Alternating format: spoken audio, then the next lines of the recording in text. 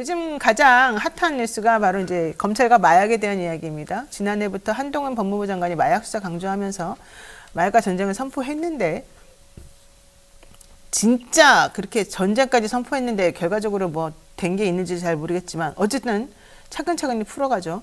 우리 사회의 마약이 그렇게 심각할 정도로 퍼져 있는 건지 아니면은 그동안은 가만히 놔뒀다가 퍼져 있는 것들을 이렇게 모아가지고 퍼져 있다고 얘기하는 건지 잘 모르겠어요. 어때요? 솔직히 말해서. 저희야 뭐 그 세계에 발을 걸치고 있거나 접하지 않으니까 모르지만 사실은 굉장히 쉽게 마약을 구할 수 있다고 해요. 특히 발전되는 그 통신 기술 때문에 텔레그램.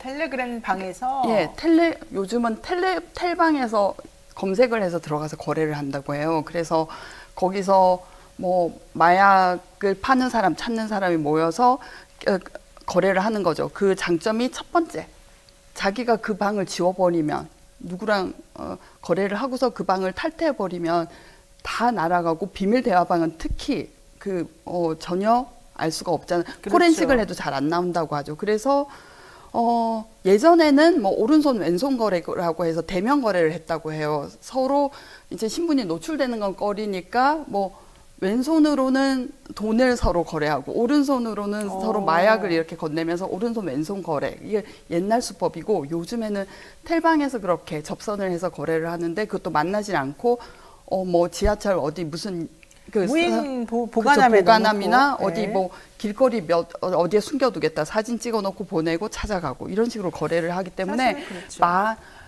많이 모여있는 텔방에는 5,000명까지 그 잠복 수사를 하던 수사관이 말해준 건데 5,000명까지 모여있는 방을 봤다고 해요. 그래서 마약 수사를 하기 위해서 그들이 이제 원래 함정수사를 잘하잖아요. 네. 그래서 그 방에 들어가가지고 수사하면서 마약도 잡는데 부수적인 다른 그 포르노라든가 이런 영상 관련된 그런 것도 부수적으로 또 찾아내기도 하고 사실은 그래서 수사관들이 그런 걸 많이 하더라고요. 사이버 수사대에서. 맞아요. 근데 이게 워낙에 기술 발달이 되다 보니까 마약 가격이 많이 내려갔어요.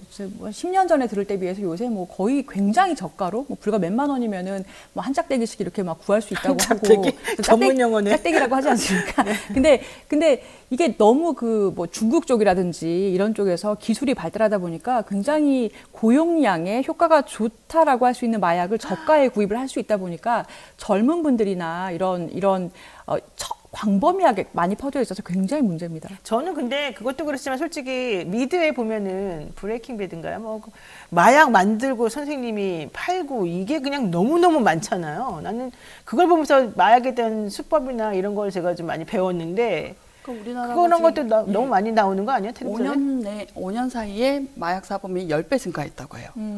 이제 마약 청정국이라고 불릴 수 없는 집이고 그리고 저희가 미드를 보면은 그 수트라는 그 로펌에 관한 영화가 있는데 처음에 신입 변호사한테 마약 검사를 하게 해요. 소변을 받아와라. 그런 사회가 도래해야 할지도 모른다고 생각해요. 미국에서도 그게 어떻게 해서 나왔냐면 1987년에 엄청난 그 재앙인 열차 탈선 사고가 일어납니다. 열차 탈선. 예, 두 개의 열차가 가로지르다가 이렇게 충돌을 해서 탈선을 해서 16명이 사망하고 한 200명 가까이 부상을 입은 사건인데 기관사가 마약을 한 상태였던 거예요. 대마를 한 상태여가지고 그 뒤로부터는 그렇게 안전 관련 산업에 종사하는 사람은 뭐 정기적으로 마약 검사를 받아야 된다라거나 미국 정부하고 거래를 하는 경우에는 그 회사의 이런 마약 탐지 검사 시스템이 작동하고 있는 걸 증명해야 된다거나 그런 제도가 만들어졌다고 해요. 우리나라도 사실 쫓아가잖아요. 네. 그러면 그런 게 도입될 때가 머지 않았다는 생각도 들긴 해요. 그러니까 사실 나는 너무 매체에서도 마약 얘기를 너무 자연스럽게 하고 이 드라마나 영화나 이런 데도 너무 마약을 그냥 막 하는 걸 보여주고 막 그러니까 이게 나는 오히려 더 나쁜 것 같기도 하고 그러긴 하더라고요. 저는 약간 조금 다르게 생각하는데 이게 마약 중독 경과를 그러니까 원인을 한번 보면은 스스로 원해서 마약인 줄 알고 하는 경우도 있는데 그러니까 저는 오히려 알려서 경각심을 좀 알릴 때가 아닌가 생각이 들었던 게 모르고 중독되는 경우도 상당히 많다고 해요. 뭐냐면 워낙 요새 퍼져 있으니까 피로회복제다. 다이어트 약이다. 예, 다이어트 약이다라고 해서 근데 이게 이 대마랑 다르게 필로폰류는 한 번만 맞아도 바로 중독된다고 하고 한 번 맞은 사람은 그 중독성을 끊기 굉장히 어렵다고 하거든요. 근데 모르고 맞는 경우가 많고 특히나 뭐 남자친구나 뭐 남편이 마약을 하는 경우에 자기 아내에게 투약을 시켜서 성관계 목적으로 그 같이 투약을 하는 경우도 많다라고 여자 피고인들이 검거될 경우에 그런 핑계를 많이 대요. 그래서 실제로 그런지 모르겠지만 그래서 마약의 위험성이나 이런 식으로 생긴 게 마약이다라는 거는 오히려 알릴 필요가 있지 않나 이런 생각을 좀 해봐요. 그래 사실 이번에 이성균 씨도 그렇게 얘기를 했죠. 나는 본인이 이제 인정을 하면서 마약 투약과 관련해서 나는 근데 몰랐다. 그 같이 했던 여성분이 뭐 이렇게 타가지고 줘가지고 자기가 먹게 됐다. 뭐 이런 얘기도 한 것 같은데.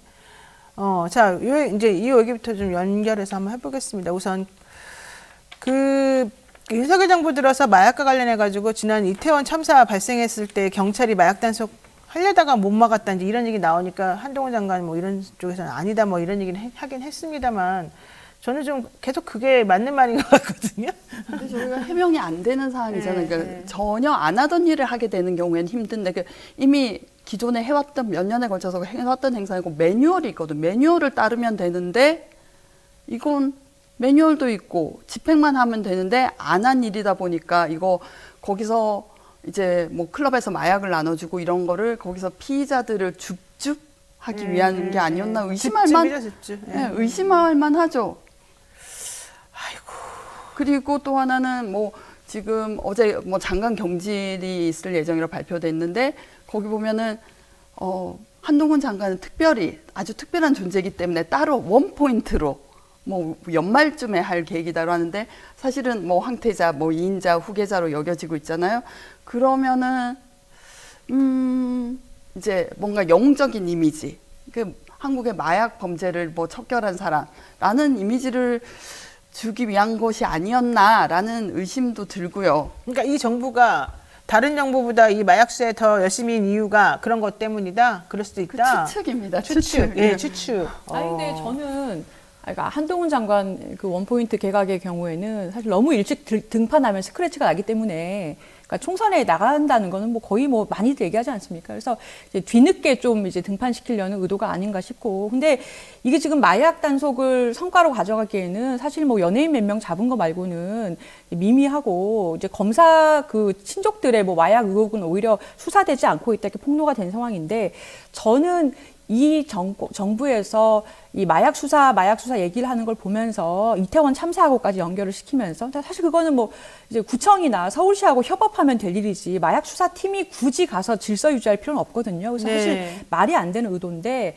저는 검찰 정권의 실효성을 보여주려는 의도다라고 보여요. 그러니까 마약을 자꾸 건드리는 이유가 그렇죠. 검사가 대통령 되니까 이렇게 마약 청정국이 된다. 이렇게 수사를 잘한다라는 거를 보여줄 게 절대 악이라고 볼 수 있는 게 뭐예요? 조폭, 마약, 뭐 이런 거예요. 성매매 이런 거예요. 때려잡는 거죠. 그래서 근데 사실 이런 식의 프레임이 굉장히 올드하기도 합니다. 그렇죠. 예전에 저도 그거 어떤 그림이냐면 뭐 용산에서 마약사범 뭐 몇백 명을 검거했다라는 다음에 수사 결과를 한동훈 장관이 나와서 이제 마지막으로 발표를 하는 거죠. 뭐 마약의 심각성, 폐해, 그리고 이번에 성과가 얼마나 소중한 건지. 그럼 그 이미지 때문에 사실은 현장에서 고생한 건 경찰관이지만 성과는 자기가 가져가는 거잖아요. 마치 윤 대통령이 그 엑스포를 하면서 굳이 본인이 나가서 이제 PT를 하고 망신을 당했지만 결과적으로 꼭 그런 효과잖아요. 자기의 공으로 가져오기 위한 효과. 그럼 혹시 원포인트 개각할 때 딱 발 맞춰가지고 우리 그동안에 성과가 이렇게 나왔어 이렇게 딱 보여주면서 하려는 거였어요? 그게 뭐 보통 그거잖아요. 보통은 한동훈인가? 마약 사범 구속 몇 명. 불구속 입건 몇 명. 제가 예언을 하나 하는데 아마 구속 뭐 몇백 명, 백몇 명, 뭐 불구속 뭐 2,000명 하고 플러스 뭐 연예인 몇 명 이럴 거다라는 그런 썰이 있더라고요. 맞아요. 나도 사실 그 얘기는 들어서 그럴 것 같아. 내가 만약에 그분이라면 내가 그분이라면 그렇게 하면은 뭔가 딱 효과가 우리가 맨날 그러잖아요. 한동훈 장관 도대체 한 일이 뭐야? 이렇게 물어보면 그런 특별히 그 굴욕을 참으면서 아무 말도 안 하고 있잖아요. 현재로서는 그런 사람들이 이제 자꾸 물어봐도 그게 다 나중에 딱 혜성같이 나타나서 이렇게 딱 뭔가 한마디 하고 인상을 강하게 주면서 봐라. 니네가 그동안에 내가 한 일이 있네 없네 이렇게 말했으나 현실은 이랬다. 나 이렇게 묵묵히 니네가 아무리 떠들어도 묵묵히 난 일을 해가지고 결국 이런 성과를 냈어. 이거 하려고 그러는 거 아닐까. 그분이 굉장히 그런 거 되게 남의 평에 세밀하신 분이거든요. 예. 목도리 보십시오. 패션 센스 좋다고 여러 번 보도가 되고 나니까 매번 스카프하고 나오세요. 굉장히 신경을 많이 쓰시는 분입니다. 그러니까 그럴 수도 있겠네요. 검사님들이 좀 그래요 원래? 원래 검찰 출신이시잖아요. 검사들의 수사란 게 그렇잖아요.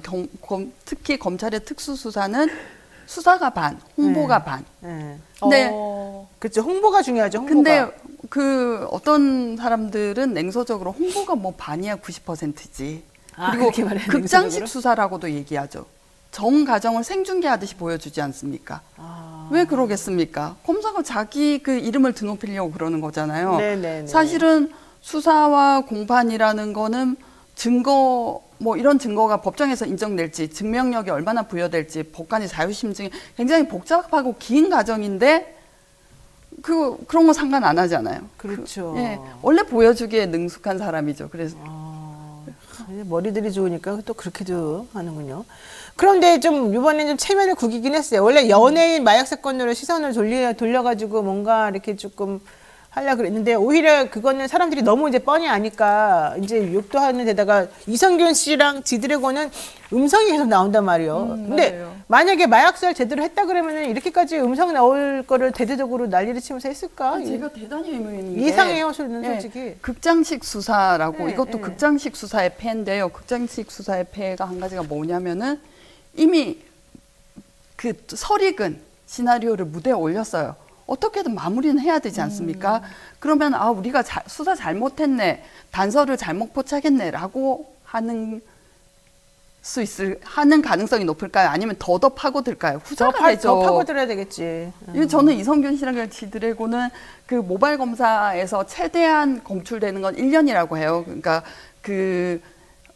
마약의 종류에 따라 다 다른데 소변 검사에 따라서 복용 후로부터 검출되는 기간, 뭐 모발 이런 게 다 다른데 모발은 최대가 1년이라고 모발 해요. 물론 1년. 1년 전에 마약을 했을 수도 있어요. 정확히 뭐 이 유흥접객원이란 분이 시점을 언제로 진술하고 있는지 모르겠는데 너무 설익은 단계에서 사건을 터뜨렸죠. 그리고서는 그 다음 단계 전략이 필요하죠. 그랬더니 마약 공급책이 있더라라고 하면 모발 검사는 안 나왔지만 공급책이 있으면 또 확실한 거잖아요. 근데 이 사람도 구속영장이 기각됐어요. 그러니까 그 공급책이라는 의사도 영장이 기각됐단 근데 말이죠. 영장 기각된 게 증거인멸 도주의 우려가 없다가 아니라 범죄 사실 수사 소명이 진행의 단계로 봐서 수사 진행의 단계, 범죄 소명의 정도로 봐서 구속이 필요하다고 할 수 없다예요. 그러니까는- 이거 처참한 겁니다. 근데 그렇게 그 창피할 텐데. 수사가 설익었다, 소명도 안 된다라는 말을 점잖게 쓴 거예요, 판사가. 제가 GD나 그 이성균이면 너무 억울할 것 같아요. 맞아요. 근데 그렇죠. 이성균 씨는 검찰에서 마약 관련 제보가 들어왔을 때 아니면 그 관련자를 잡았을 때 굉장히 군침을 흘릴 만한 인물이긴 했어요. 왜냐하면 나의 아저씨잖아요. 나의 아저씨인데 그때 우리 드라마 보면서 얼마나 울었어요. 이미지가 사실은 아이유 씨랑 나와서 근데 마약했어. 근데 검찰이 잡았어. 이건 정말 사실은 국민들이 볼 때 이슈를 굉장히 많이 가져갈 수 있는 사안이고 검찰 잘한다. 그래서 사실은 설익어도 이게 빠져나가기 전에 누설되기 전에 빨리 터뜨리고 싶었을 거예요. 근데 또 저는 검찰이나 수사기관 누구한테서 나오는 비열하다고 생각한 게 그 유흥접객원하고 나 너 좋아하는 거 알지? 이게 육성이 유튜브에 돌아다니는 걸 보고 제가 깜짝 놀랐어요. 그건 이성균 처에게는 이해관계가 우리가 알아야 될 건 아니잖아요. 그 배우가 하는 역할과 그 배우의 사생활은 다른 문제니까. 이건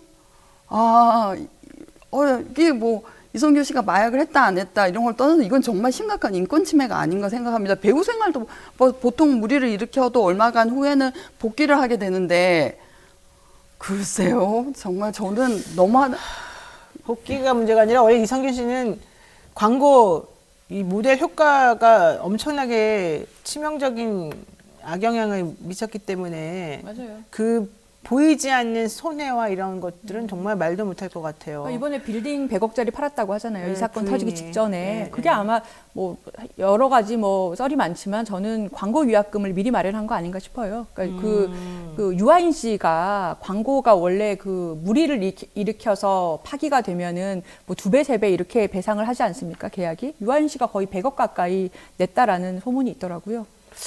야, 근데 솔직히 저는 음성 나왔을 때 이분들이 그리고 지드래곤 같은 경우는 특히 엄청 당당하게 행동했거든요.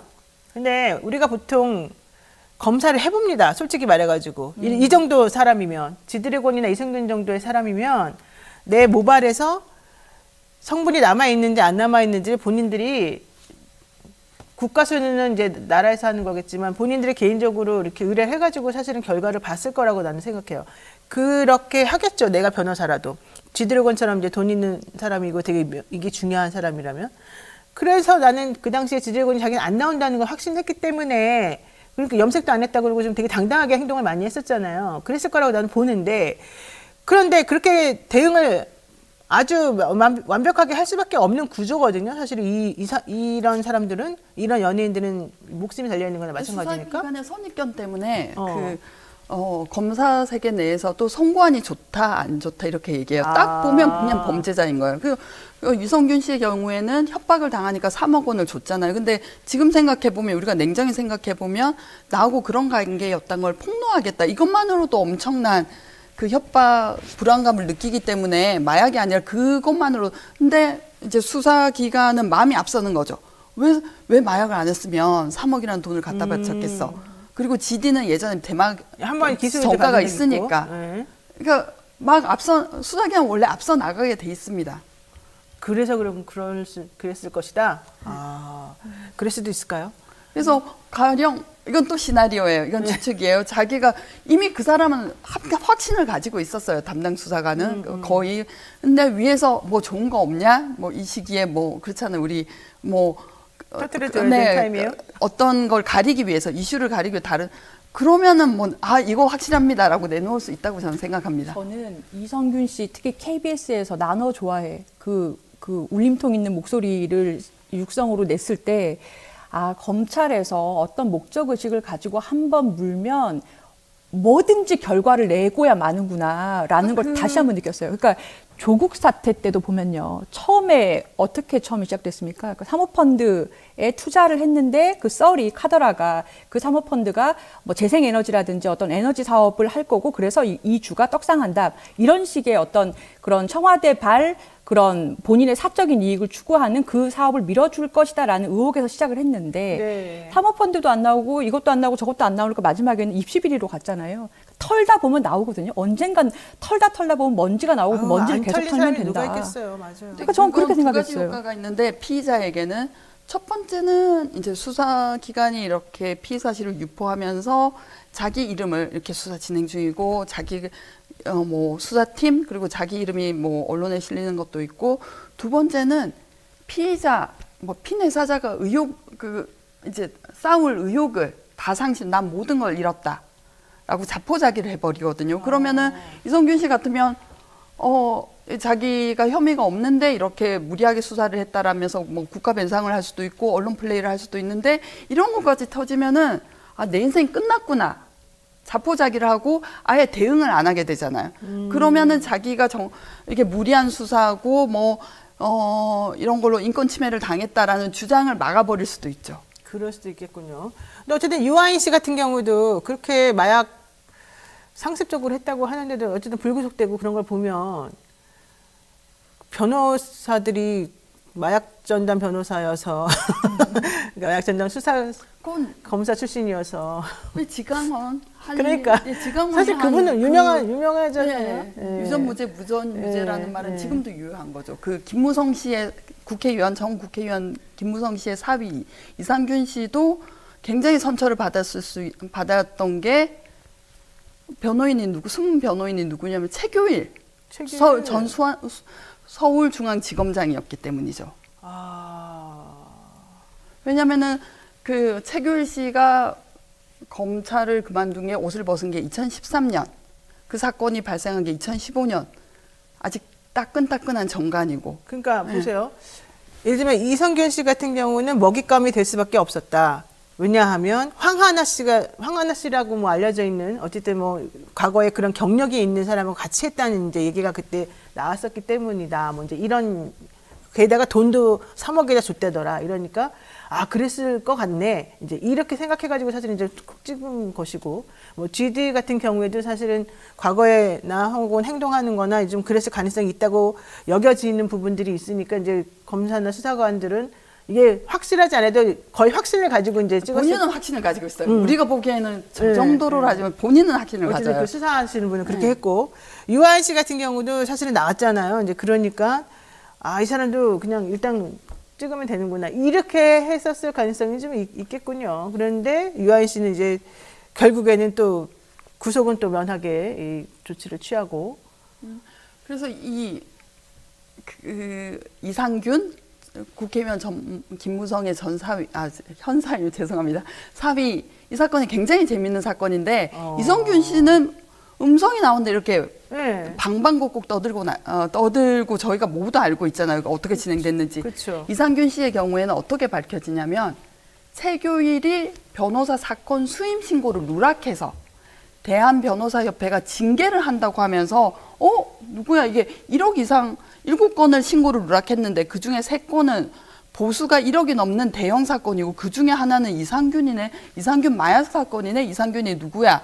김무성 사위네? 이렇게 된 거야. 그러니까 전혀 보도가 안 됐어요. 툭 튀어나온 건 2015년 9월에 최교일의 그 수임 사실은 이제 네.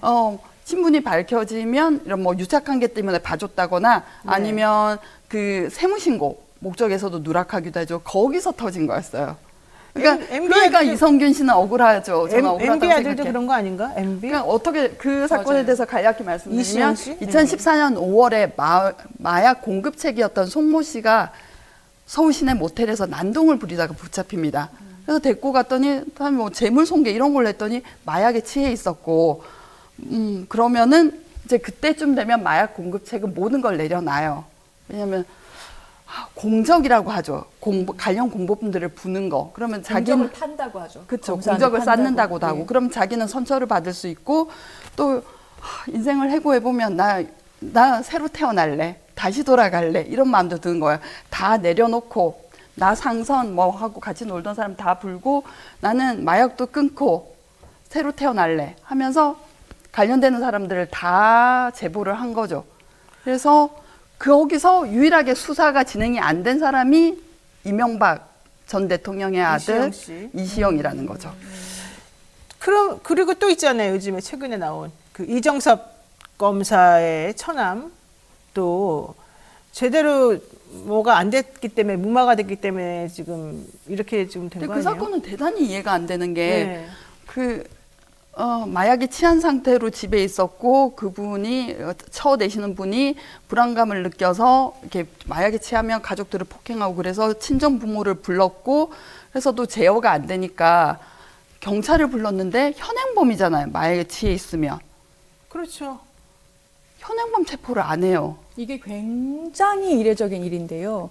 집에서 뭐 알몸으로 누워 있다든가. 아니 딸 앞에서 약에 취해가지고 알몸으로 막 그랬대잖아요. 네, 그러니까 그래서 얼마나 끔찍했겠어요. 와이프가 남편을 마약 의심으로 신고를 한 상태인데 경찰이 집에 방문해서 뭐라고 했냐면은 본인이 그러니까 그 이정섭의 처남이 동의하지 않기 때문에 검사할 수 없다. 검사하러 경찰서에 데려갈 수가 없습니다라고 했는데요. 원래 검사를 하려면은 그 면봉 같은 걸로 이 표피가 제일 많이 나오는 입안을 이렇게 긁어서 그 면봉을 이대로 이렇게 담아가지고 국과수에 보내는 거거든요. 이걸 위해서는 경찰서로 사람을 데려가거나 키트를 가져와서 집에 가서 검사를 하는 건데 이게 강제 수사예요. 왜냐하면 강제 수사라는 거는 원래 영장이 있던가. 이거 표피 세포 채취하겠습니다라는 영장이 있던가 또 하나는 범죄가 의심될 때 현행범일 때 두 가지일 땐 영장 없이 무조건 할 수 있는데 일반인이었으면 마약 의심 신고가 가족으로부터 있다? 이거는 굉장히 유력한 거거든요. 그리고 지금 정신을 못 차리고 있다. 이런 바로 그냥 강제 수사했어요. 근데 그 상황에서는 임의로 본인이 안 가겠다고 하니까 못 하겠습니다라고 하는 게 저는 정말 변호사 생활 18년 하면서 듣도 보도 못한 경우예요. 그렇죠. 현행 뭐 변호사를 선임할 수 있다는 거하고 피사실 요지를 고지한 다음에 경찰서에 데려가서 소변 검사, 뭐 모발 검사 같은 거는 이제 영장을 친 다음에 영장 금방 나오잖아요. 영장 나오면 전문 용어 많이 나옵니다. 예. 영장 친다. 예, 영장대로 집행하는 거죠. 그래서 그 모발을 몇 개를 뽑는지 아세요? 많이 뽑더라고요. 100개 뽑는 거 100개 내지 300개를 뽑는다고 땜빵 하더라고요. 나겠더라고요. 이만큼 네, 많이 100개 내지 뽑더라고요. 300개를 뽑고 그리고 소변 검사 같은 경우에는 본인이 거부를 할 수 있잖아요. 사실은 소변은 자기가 자발적으로 넣어서 이렇게 담아와야 되는 건데 그러면은 그런 협조를 안 한다라고 하면 병원에 가서 방광으로부터 직접 그렇죠. 어쨌든 그런 그런 절차들을 다 생략한 거죠. 이 사람에 대해서는 특별한 왜? 근데 저는 진짜 궁금했던 게 안 그래도 우리 이 변호사님 나오신다고 해서 이게 검찰이 만약에 이렇게 했으면 저는 약간 조금 뭐 이해를 하겠어요. 왜냐면은 그 이정섭 처남 자체가 이정섭이라는 그 유력한 검사의 처남이잖아요. 그 의심을 해볼 수 있는데 경찰에 그러니까 지금 다 의심하는 게 그거 아닙니까? 이제 이정섭 씨와의 이제 검사와의 관련성인 건데 밝혀져야 되지만 근데 경찰이 출동했고 그리고 이 처남댁이 경찰에 심지어는 본인이 이제 채취한 증거들하고 다 핸드폰하고 갖다 주기도 했는데 나중에 보니까 그건 증거가 안 된다고 하더라라고 하고 수사관이 여러 번 바뀐 건데 경찰에도 이렇게 검사의 영향력이 그렇게 많이 미칩니까? 왜냐하면 행정 조직이 다르잖아요. 경찰, 검찰. 근데 그건 그 이정석 검사 자체 그 개인하고 무슨 커넥션이 있다거나 그 사람을 두려워하는 게 아니라 경찰 조직하고 검찰 조직이 맞서는 걸 두려워해요. 그래서 어딘선가 뭐 경찰 윗선에서 연락이 왔을 수 있어요. 그러면 이걸 뭐 죽불 났다고 나는 시킨 대로 안 한다라고 하면 이 관서 자체가 검찰한테 찍혀서 앞으로 그 관서가 올리는 모든 사건에 샅샅이 숙제 검사를 당하는 거죠. 그리고 경찰들 비리를 또 검찰이 캐겠죠. 그럼 너도 나도 죽는 거 이런 상황을 두려워하는 거죠. 사실 경찰이 몇만 10만 명이 넘죠. 네, 10만 명이 넘죠. 그 비리를 저지른 사람도 더 많아요. 왜냐하면 검사는 2천 명인데 여긴 10만 명이니까. 숫자상 그렇죠. 더 많다는 거죠. 예. 근데 암묵적으로 이렇게 평화 노선을 걷고 있는데 여기 건드리면 여기도 칠 거잖아요. 서로 전쟁하면은 서로 피 본다. 근데 자기네들이 더 좋을 피 게 본다고 없다. 생각하는 거죠. 그렇게 보는 거죠. 아이고. 조직 대 조직의 문제가 되는 거죠. 저 사람이 검찰의 높은 사람일 경우에는. 그렇죠. 네, 뉴스인사이다 프라임 여기까지 해야 될 것 같습니다. 본격 검찰 관찰 시사 토크 조수진 이현주 두 변호사 모시고 이야기 한번 해보겠습니다. 두 분 어서 오십시오. 네, 안녕하세요. 안녕하세요. 이렇게 얌전하게. 아니 지금 고품격이라고 하시길래 고품격. 예. 고품격이 아니어서 약간 경건한 마음으로. 그 어제 조희대 대법원장 후보 청문회 다 통과하고 이제 된다는 거 아니겠습니까? 어떻게 보셨습니까? 뭐 그냥 정통 법관이신데 지금 가장 뭐 입에 오르내리고 있는 게 40대 기획사 사장이 뭐 여중생하고 성관계를 가진 것이 뭐 괜찮다. 그 유죄 판결을 1심이 유죄 판결, 항소심까지 유죄 판결이었는데 대법원에서 무죄로. 파기환송을 하고 마지막에 또 그 판결을 확정시킨 것에 대해서 근데 이해가 안 가, 솔직히 저는 그 사건이. 그 여학생이 사실은 병원에 문병을 하러 왔다가 그 아들인가요? 그 기획사의 자식인가 누군가가 거기 병원에 있어가지고 왔던 그 사람 만난 거잖아요. 와가지고는 내가 너 연예인 시켜줄게 하면서 사실은 접근해가지고 관계를 맺은 거 아니에요? 근데 그 사람은 어떻게 미성년자 의제강간이 안 되고 왜 그게 사랑하니까 무죄다 이렇게 나오죠? 그래서 자기를 키워주고 스포트라이트를 받게 해줄 사람이니까 아부하는 편지를 쓸 수 있겠죠. 그리고 편지가 이제 네, 그리고 우리 됐다는 뭐 거죠. 사랑해요라는 말이 뭐 124 안내도 요즘 124 쓰시는 분 거의 없지만 고객님 사랑합니다 이 정도 아니었을까요? 네. 그리고 그 아이가 그분이 말했어요. 내가 이거를 사실 쓰고 싶어서 진짜 사랑해서 쓴 게 아니다. 쓰라고 해서 썼다. 이런 얘기를 했는데 그 사람의 사고방식이나 그 사람의 행동이나 이런 거는 딱 보면 사랑인데 왜 넌 아니라고 부인하니? 이런 취지였어요. 근데 법관들의 성인지 감수성이 그 나이 때문에 저는 이해할 수 있어요. 왜냐하면 저는 어떤 얘기를 들었냐면은 그러니까 뭐 길 가던 행인이 다른 여자 행인 전혀 남남이죠. 가슴을 만졌는데 강제추행으로 기소가 돼서 왔어요. 어떤 부장판사가 90년대 초반은 이게 왜 추행이 되나? 어이? 미친 거 아니에요? 라거나 이제 자기는 그 약식 사건으로 교통사고 처리 특례법 위반이라고 하죠. 여성 운전자면 벌금을 더 물렸다는 거예요. 여자가 왜 밥도 안 하고 이 시간에 돌아다녀? 무슨 소리예요? 난 처음 들어봤는데 그런 얘기는 이상한 일이 하도 많지만 그렇게까지 그러니까 그 고여 있는 물에서 서로 남자 판사들이 그 하는 말들은 또 바깥에서 번지르르하게 하는 말하고 다를 수 있다는 거죠. 물론 그게 이상하네. 최근의 일은 아니에요. 90년대, 2000년대 초반인데 그 내부에서 그런 의식을 공유해온 건 사실이니까요. 저는 그 법조계의 남자분들이 지금은 그냥 입을 닫고 있을 뿐이지 속마음은 변하지 않았다고 봅니다. 변호사계도 다른 게 없고, 그리고 이제 그 굉장히 보수적인 저는 대법관이구나라고 느꼈어요. 그러니까 온건하거나 뭐 합리적인 판결도 낸 바가 있지만, 네. 그렇지만 뭐 여성에 관한 관점이라든가 아니면은 소수자에 대한 관점이라든가 이런 부분은 전형적인 굉장히 엘리트 코스를 밟아온 보수적인 남성이구나 이런 생각했어요. 그렇죠. 보수적이죠. 사실은 엄청 보수적이죠. 우리가 생각하는 상상 이상으로 그렇다고 난 알고 있습니다. 근데 어쨌든 저희대 대법원장. 그렇죠. 저도 연수원 때만 해도 제가 연수원 때 한 20년 전에 저희 그 민사 교수님이 뭐라고 하셨냐면 여자 연수생들은 여기서 얼른 신랑감을 구해야 된다. 눈만 높아져서 그렇게 말했어요? 누가 똑똑하고 뭐 집이 높은 며느리 원하는 줄 아느냐라는 말까지 들어야 했던 게 저희예요. 판사 누구예요, 그 사람 부장판사이셨던 도대체? 사법연수 조간행 교수라고 제가 여기서 말했습니다. 조간행 부장판사라고 있어요. 실명 요정. 저번에 알릴레오 알릴레오 나오셨을 때도 실명 거론 엄청 하고 가셨어요. 진짜요? 예. 여기 황금어장이다. 너네들이 나가서 막 변호사 내, 판사 내, 감사 내 이런다고 좋은데 시집갈 줄 아느냐라고 그 여성 비하적인 발언을 막 하셨어요. 황금어장이란 말이 난 너무 딱 꽂히는데. 근데 법조계 말도 있죠. 그러니까 사법연수원에서 그 회식하잖아요. 네. 교수님들 모시고 그러면 여연수생들을 교수님들 옆에 앉혔어요. 앉히긴 했죠. 그래서 35기니까 그때가 20년 전이네요. 그랬어요. 나도 35기였는데. 동기신가요?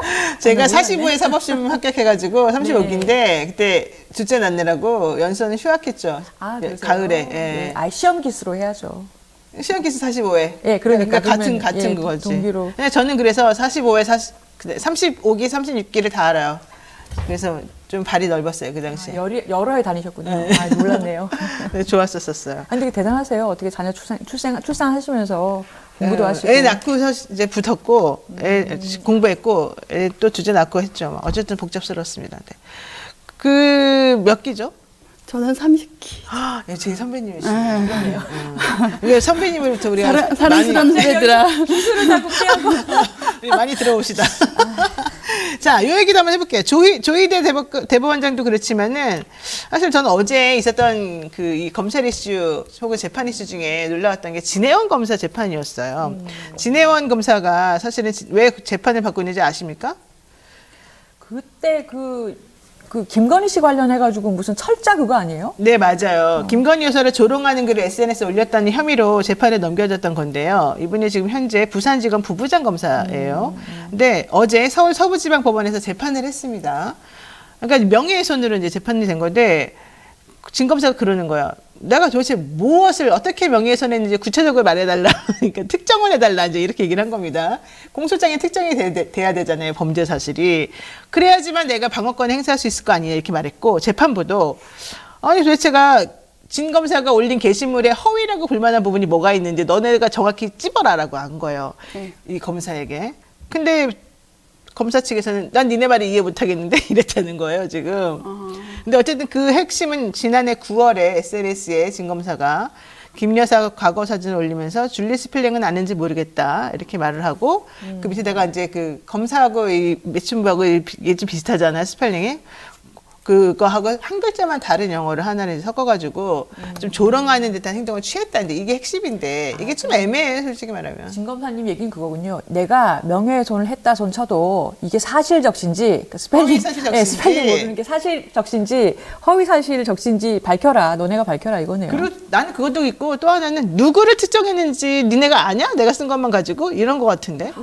그렇잖아. 누구라는 말을 안 썼잖아 주어를. 그러면 이걸 만약에 이게 김건희 여사 명예훼손이다 사건이다라고 하면은 줄리는 그렇다 이렇게 되는 검찰이 그러니까 인정하는 거예요? 검찰이 바보같이 또 그렇게 돼버리는 거예요. 근데 검찰의 의도는 사실은 이제 우리 V1, V2 누구는 V2를 저 윤통이고 V1 우리 V1을 이렇게 노엽게 하시다니 이런 배경이 있었을 것 같고요. 근데 오히려 이거는 건드리는 것 자체가 바로 이제 그런 위험을 배가시키는 거지. 그 이면에 있는 사실 이제 뭐 지금 영부인의 과거 전력에 관한 걸 암시되는 사실이죠. 직접적으로 언급한 건 없죠. 암시되는 사실을 두고 한 건데 그건 암시될 뿐이지 표현된 건 아니잖아요. 그러니까 검찰이 무리를 한 거죠. 이걸 자꾸 울리고 특정하고 뭔가 확인하고 설명하려는 순간 오히려 본인들이 의도치 않게 이게 자꾸 사람들 머릿속에 들어간다니까요. 그렇죠. 게다가 입증 책임은 검사가 있는데 해야지. 진퇴양난이다. 그래서 잘 모르겠습니다. 지켜봐야겠네요. 재밌겠네요. 네, 참 무책임하고 아무렇게나 지켜볼까요? 그래서 어쨌든 다음 종판기일의 전선 기대가 된다 생각해봤습니다. 자, 요즘 극장가를 넘어 정치권까지 영화 서울의 봄에 대한 이야기가 많습니다. 저는 좀 분노스러웠던 지점이 하나 있습니다. 어떤 초등학교에서 단체 관람을 하려고 했더니 그 구구 유튜버 누군지 아시죠? 그 구구 유튜버가 이거 보면 안 된다고 난리를 쳐가지고요. 이 초등학교에서 전격적으로 취소했다는 거예요. 네, 그러고 나니까 이 사람들이 야 우리가 승리했다 이랬대요. 말이 되는 건지 모르겠어요. 아니 이거를 무슨 좌파 영화라고 그러니까 그러는 왜 거예요. 그런지 근데 이거 모르겠어요. 그냥 결론 스포일러 같은 것도 그 말이 통하지 않는 게 역사적인 그 장면이에요. 근데 그걸 무슨 역사를 아는 거를 무슨 좌파 영화라고 하면서 그 사람들이 이상한 거죠. 이제 현대사 부분은 걔들이 중학교, 고등학교 진학해서 나올 뭐 역사책에도 나오는 거고 이미 강주 민주항쟁 이런 정리가 된 논쟁이 있는 부분도 아니고 하등의 이건 예술 표현의 자유를 침해하는 건데 이런 활동을 하고 승리했다고 하는 것이 너무 인식 수준이 천박하고 국민을 우습게 한다고 생각해서 저희 화가 나네요. 그런데 어쨌든 그 초등학교는 취소했답니다. 그럼 아이들이 뭐라고 생각할까요? 이 영화는 보면 안 되겠구나. 안 보는 게 낫겠구나. 이런 생각 하지 않을까요? 근데 그리고 저는 뭐 그렇게 좀 비난한다고 해서 그걸 또 전격 취소해버릴까? 선생님께서. 그렇게 생각했어요. 저는 그 취소한다는 게 문제로 느껴지네요. 그러니까 뭔가가 사회적 분위기가 눈치가 보이고 이 쫄린다는 거죠. 근데 저는 취소할 수밖에 없다고 생각해요. 혹여 관람을 했다라고 하면은 이 정부는 검찰을 이용해서 뭐 교사들의 정치 활동 이렇게 엮어갈 정부이기 때문에 뭐 교사들 징계하고 뭐 품위 유지 의무만 뭘 걸어서라도 징계하고 뭐 이러지 않겠어요. 직위 해제하고 저는 충분히 가능성이 있다고 봅니다. 그러니까 그냥 취소하는 게 깔끔하다. 아무것도 안 하는 게 낫죠. 아무것도 안 하는 게 낫다 진짜. 이게 너무 슬픈 말이에요. 이번에 근데 우리가 제일 교훈으로 알아야 될 건 그거 같긴 해요. 아무것도 하지 마라 차라리. 그렇지만 그 너무 슬프다 이렇게 말씀드리고 싶습니다. 자, 서울의 봄이 어쨌든 흥행을 하니까 정치권에서도 이 영화를 두고 아전인수합니다. 민주당은 윤석열 정부와 닮았다 이렇게 공격을 하고 있고 국민의힘은 민주당이 참 현실 구별도 못하는 망상적이다 이렇게 얘기를 하면서 서로 싸우고 있다는 건데 이게 정치 영화를 보지 못하는 이 현실 이 양당의 이런 반응 이거 어떻게 맞다고 보세요? 아니 영화 정치라는 말까지 있더라고요. 그래서 뭐 서로 뭐 아수라를 봐라 아니면 서울의 봄을 봐라 막 이렇게 얘기를 하는데 아니 이거를 지금 서울의 봄을 보고서 윤석열 정부 또는 지금의 상황을 떠올리는 게 누가 무슨 뭐 붐을 일으키고 얘기를 해서 일부러 만든 게 아니고 사실 굉장히 자연스럽게 굉장히 많은 분들이 그런 연상을 하고 있거든요. 그거는 그냥 팩트죠. 그거는 비슷한 면이 있다는 거고 이건 정치적인 무슨 뭐 음모다 이렇게 볼 일은 아니에요. 그러니까 영화를 보고 어떻게 느끼고 해석하느냐는 관람객 각자의 뭐 입장이고 100명이 보면 101개, 102개의 의견이 나올 수 있는데 내가 이 영화를 어떻게 봤다는 것에 대해서 정치권이 이렇게 얘기한다는 것 자체가 저는 몹시 어색하고 그리고 저는 뭐 국당이야 저는 기대가 없으니까 민주당에 대해서 약간 많이 괘씸한 마음이 있습니다. 뭐 지금 그 시절이 현재 윤석열 정부와 닮아 있던데 내부적으로 무슨 얘기를 하는지 모르겠어. 바깥으로 이런 멘트를 하지만 윤석열 정부를 나온 게 민주당 정부입니다. 검찰개혁에 실패해서. 그건 인식을 하시고 이런 멘트를 하시는 건지. 제가 세 가지 점만 꼽자면 첫 번째 인사 실패. 네, 인사 실패. 네, 지금 윤석열 정부 하에서 제일 첫 번째 가장 중요하다고 할 수 있는 검찰 보직 중에 하나인 서울중앙지검장을 누가 했냐면 송경호 검사라고. 네. 2008년에 강우병 보도에서 PD 수첩 때려잡았던 사람입니다. 그렇죠. 네. 그리고 박윤혜 검사라고 있는데 그 민간인 사찰 사건 기억하시죠? 네네. 지코라는 동영상을 올렸다가 자기 블로그에 올렸다가 그 KB하고 거래도 끊기고 KB 전직 직원이었어요. 대단히 고생하신 분이 있는데 그 민간인 사찰 사건을 뭉갰던 박윤혜 검사를 검사장을 시켜준 것도 문재인 정부입니다. 그런데 그 2차 사건을 그 1차 사건을 일단 유야무야 말아먹고 너무 그 여론이 들끓으니까 2차 수사단을 꾸리고 단장을 맡은 사람이 있어요. 근데 그때 내부에서 어떤 풍경이 벌어졌냐면 내부 검사들조차 반발을 한 거예요. 이거 시나리오 바꾸고 수사하는 거 아니냐. 난 검찰 그만두겠다라고 하고 이 프로세스 실제 새벽에 사직 인사를 올린 검사도 있었어요. 조모 검사라고. 근데 내부에서 막 이렇게 해유시켜가지고 금방 내리긴 했는데 내부에서조차 시나리오 가지고 청와대 하명대로 시나리오 받아서 수사하는 거 아니냐라고 반발을 받았던 사람이고 그리고 국무총리실에서 압수수색 해온 USB 7개가 없어졌어요. 그 수사단에서. 그 사람을 검사장 시켜준 게 문재인 정부입니다. 왜 그런 거예요? 그건 저한테 물어. 그리고 또 하나 지금 이문정 검사를 여러분이 뭐 문재인 정부에서 그 영전했다고 착오하시는 분이 있는데 3년 동안 자기 기수보다 연수원 기수보다 2기수 밑에 라인으로 움직였어요. 지청부장. 그 다음에는 포항지청 중경단이라고 해서 아주 한직 자리에. 그렇죠. 네. 그래서 제가 아니 최근에 전 청와대 모 관계자를 만나서 그 어두운 시절에 검찰 내에서 유일하게 자기 목소리를 냈고 저항했던 검사인데 어떻게 그렇게 하대할 수 있느냐, 멸시할 수 있느냐라고 했더니 청와대에 들어있던 특수부 검사들이 임서진, 이문정, 서지현, 예현, 진해원. 서지현, 진해원을 임서진이라고 부르면서 얘네들 트러블 메이커다. 관종이다. 정치하려고 그런다. 라고 오명을 씌웠다는 거예요. 그래서 제가 그거 모하면 믿었다는 거 아닙니까? 그랬더니 그렇다고 인정을 하더라고요. 인사 실패잖아요. 그리고 두 번째 조직에서의 실패. 네. 그러니까 그 문재인 정부 초기에 법무검찰개혁위원회가 만들어지고 인지부서 특수공안 기획을 축소하고 형사부 검사들을 우대하겠다라고 했어요. 네. 그런데 2018년에 정작 뭘 했냐면은 인지부서인 서울중앙지검 4차장 자리를 만들어줘요. 형사 1차장, 그 1차장이 원래 그 형사부, 2차장이 공안, 3차장이 특수인데 인지부서 자리를 뭐 조세 공정거래 4차장 자리를 만들어줍니다. 오히려 뭐 수사권 없애고 기소권만 부여하고 이런 검찰 개혁을 해야 할 판에 검찰을 오히려 비대하게 조직을 만드는군요. 게다가 초대 4차장이 누구냐면 이두보. 유호성 외환거래법, 네. 그 사람은 조작은 안 했고요. 외환거래법을 기소유예했던 걸 무죄를 받고 나니까 보복 기소, 추가 기소를 해서 법원에서 공소권 남용 판결 받은 검사잖아요. 교과서에서만 나온다는 공소권 남용. 그렇죠. 검찰하고 법원하고 서로 아름아름하면서 이런 참사를 만든 게 문재인 정부인데 지금 윤석열 정부는 전두환 정부를 닮아 있다고 한가하게 얘기할 게 아니죠. 저는 그때 그 서울의 봄에서 그 무능하고 그 우왕좌왕하던 육군 참모본부의 모습이 민주당이라고 생각해요. 아이고머니나. 자, 정청래 최고위원은 서울의 봄을 봐야 된다고 말하면서 군복 대신 검사의 옷을 입고 총칼 대신 합법의 탈을 쓰고 휘두르는 검사의 칼춤을 본다. 군부 독재만 그러했던 것이 아니라 지금의 검찰 독재도 모습과 형태만 바뀌었을 뿐 언제든지 국민들은 탱크를 밀어버리면 되는 존재로 여기는 독재의 피, 독재적 발상은 음습한 곳에서 아니 때로는 대놓고 악의 쇠사슬처럼 이어져가는 것은 아닐까 싶다 이렇게 주장을 했고요.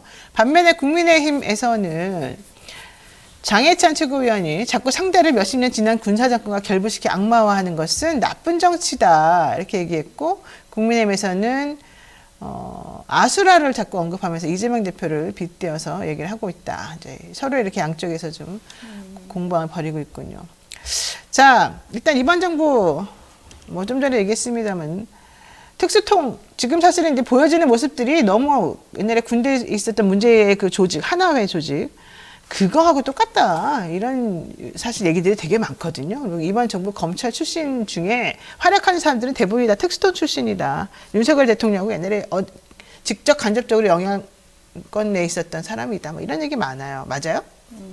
아니 그러니까 사실은 그 서울의 봄 영화를 보면서 하나회를 가지고서 이제 전두환 이 하나회의 핵심적인 이 역할을 하면서 장군들 말을 안 듣고 장군들을 치잖아요. 그런데 이거를 지금 윤석열 대통령이 검찰총장이던 시절에 문재인 정부 때 조국 장관 치고 또 이제 문재인 대통령 말 안 듣고 했던 부분하고 굉장히 유사하다라고 생각들을 하시고 있고, 근데 여기서 굉장히 지금까지도 주목해야 되는 게 사실 특수통이라는 거죠. 완전히 똑같진 않아요. 그러니까 군부나 하나회는 완전 그 초법적인 무력을 행사했던 집단인 것이고, 그리고 지금 검찰은 제도권 안에 있기 때문에 나란히 비교하는 건 어렵지만 윤석열 사단이라고 불리는 사람들이 대부분 특수부의 출신들인 건데, 근데 공통점이 있다면 이 권력이라는 것, 어떠한 수사를 하거나 군부처럼 뭔가 무력을 행사할 수 있거나 검찰처럼 수사를 할 수 있는 어떠한 권력이 카르텔을 형성하고 사조직화되어 있다라는 점에서 그 똑같은 모습을 보시는 것 같아요. 그게 굉장히 위험한 건데,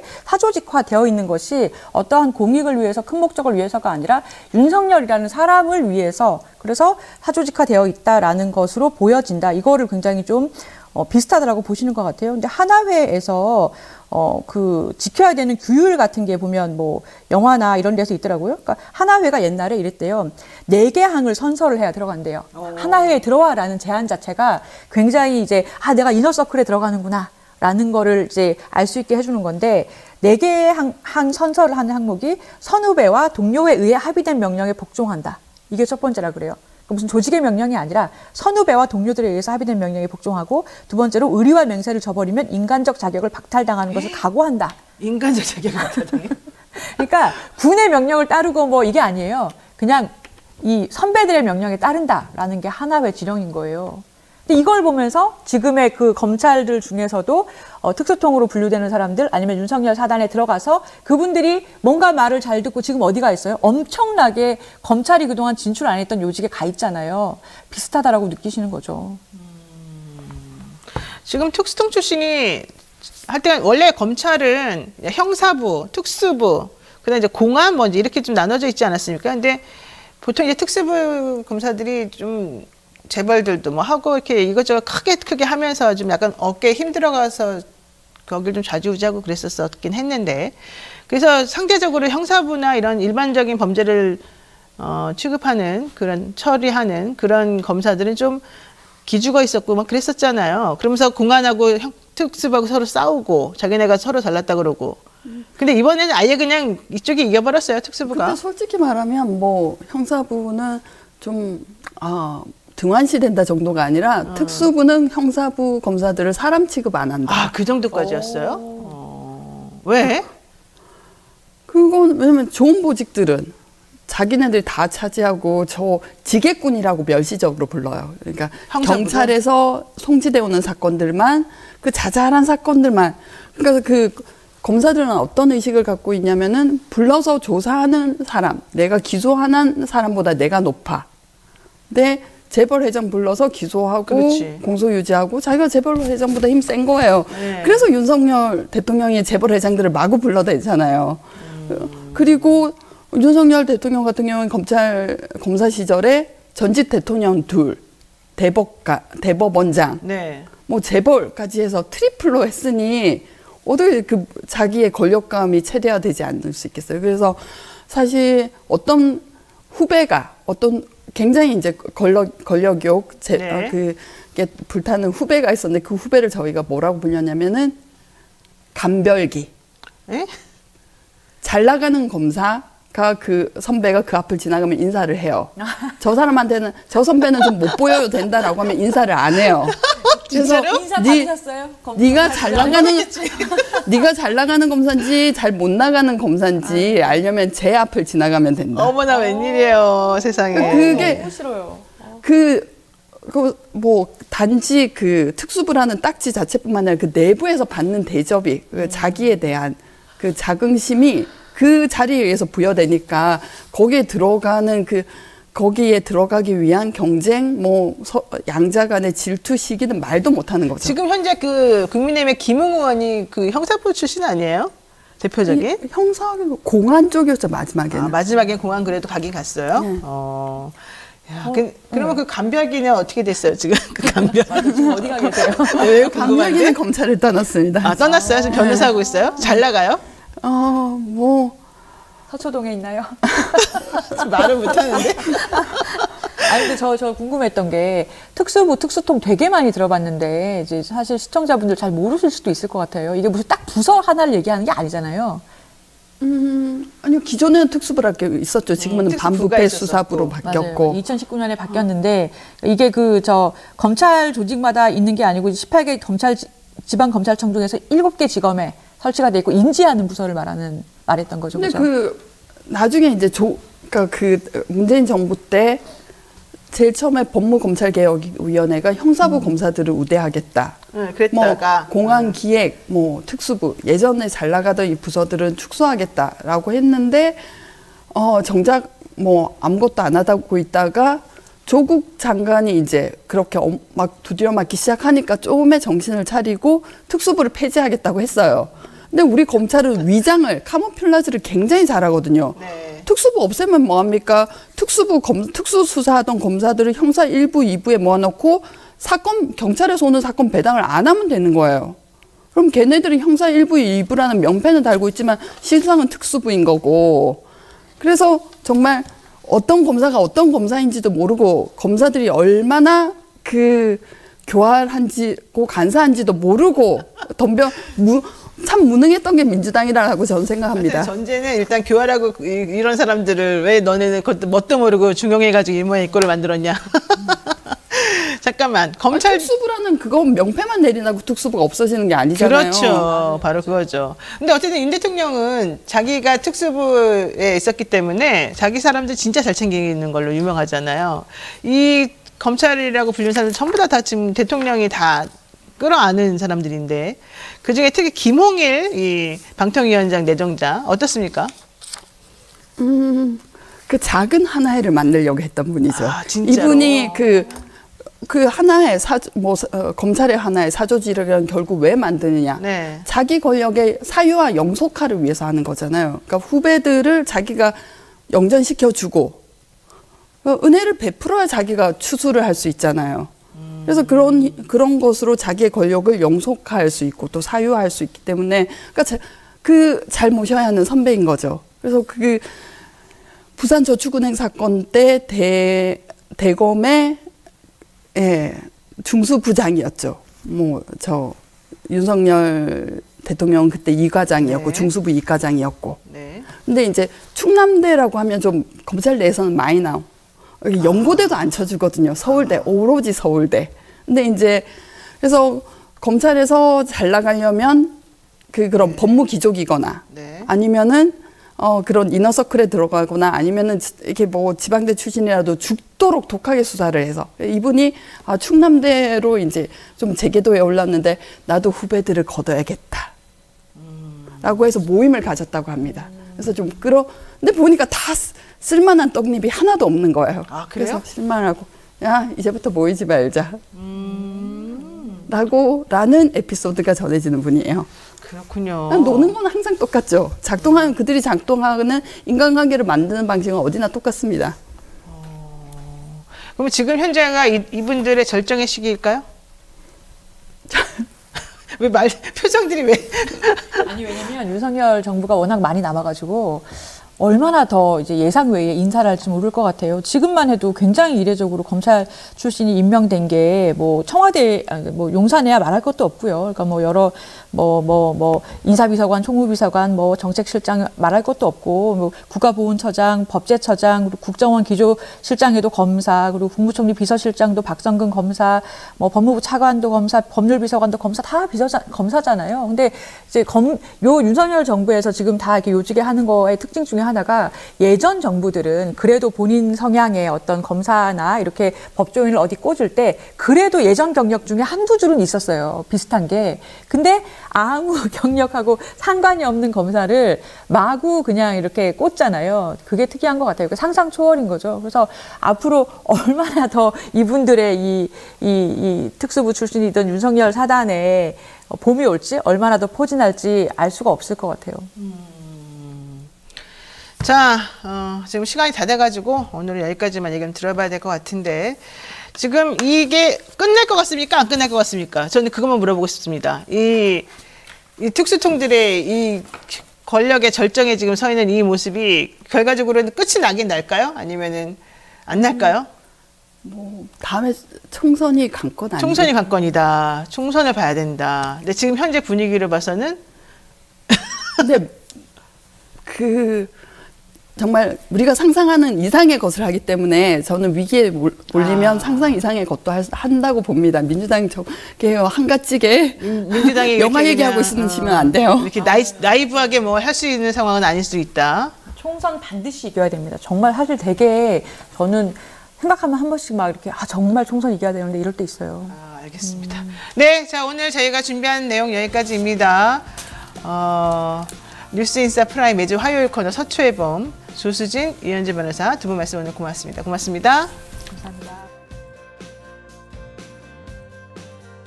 자, 오늘은 요 얘기 먼저 하고 시작할까요? 송영길 전 대표가 구속이 됐잖아요. 저는 영장 전담판사에게 너무 그동안 이 보수라고 할까요? 저쪽에서 공격을 너무 심하게 해서 그분이 사실은 상처를 크게 받은 것 같고 오히려 본인은 그렇게 뭐 너네들이 말하는 좌빨이 아니라는 걸 보여주기 위해서라도 영장을 이번에 꼭 발부해야 되겠다라고 생각한 게 아닌가. 왜냐하면 영장 발부 안 하면 그럴 줄 알았다 해가지고 또 얼마나 공격을 하겠어요. 그러니까 한 번씩 공평하게 한번 해보자 뭐 이런 거 아니었을까 생각도 좀 드는데 어떻게 생각하세요?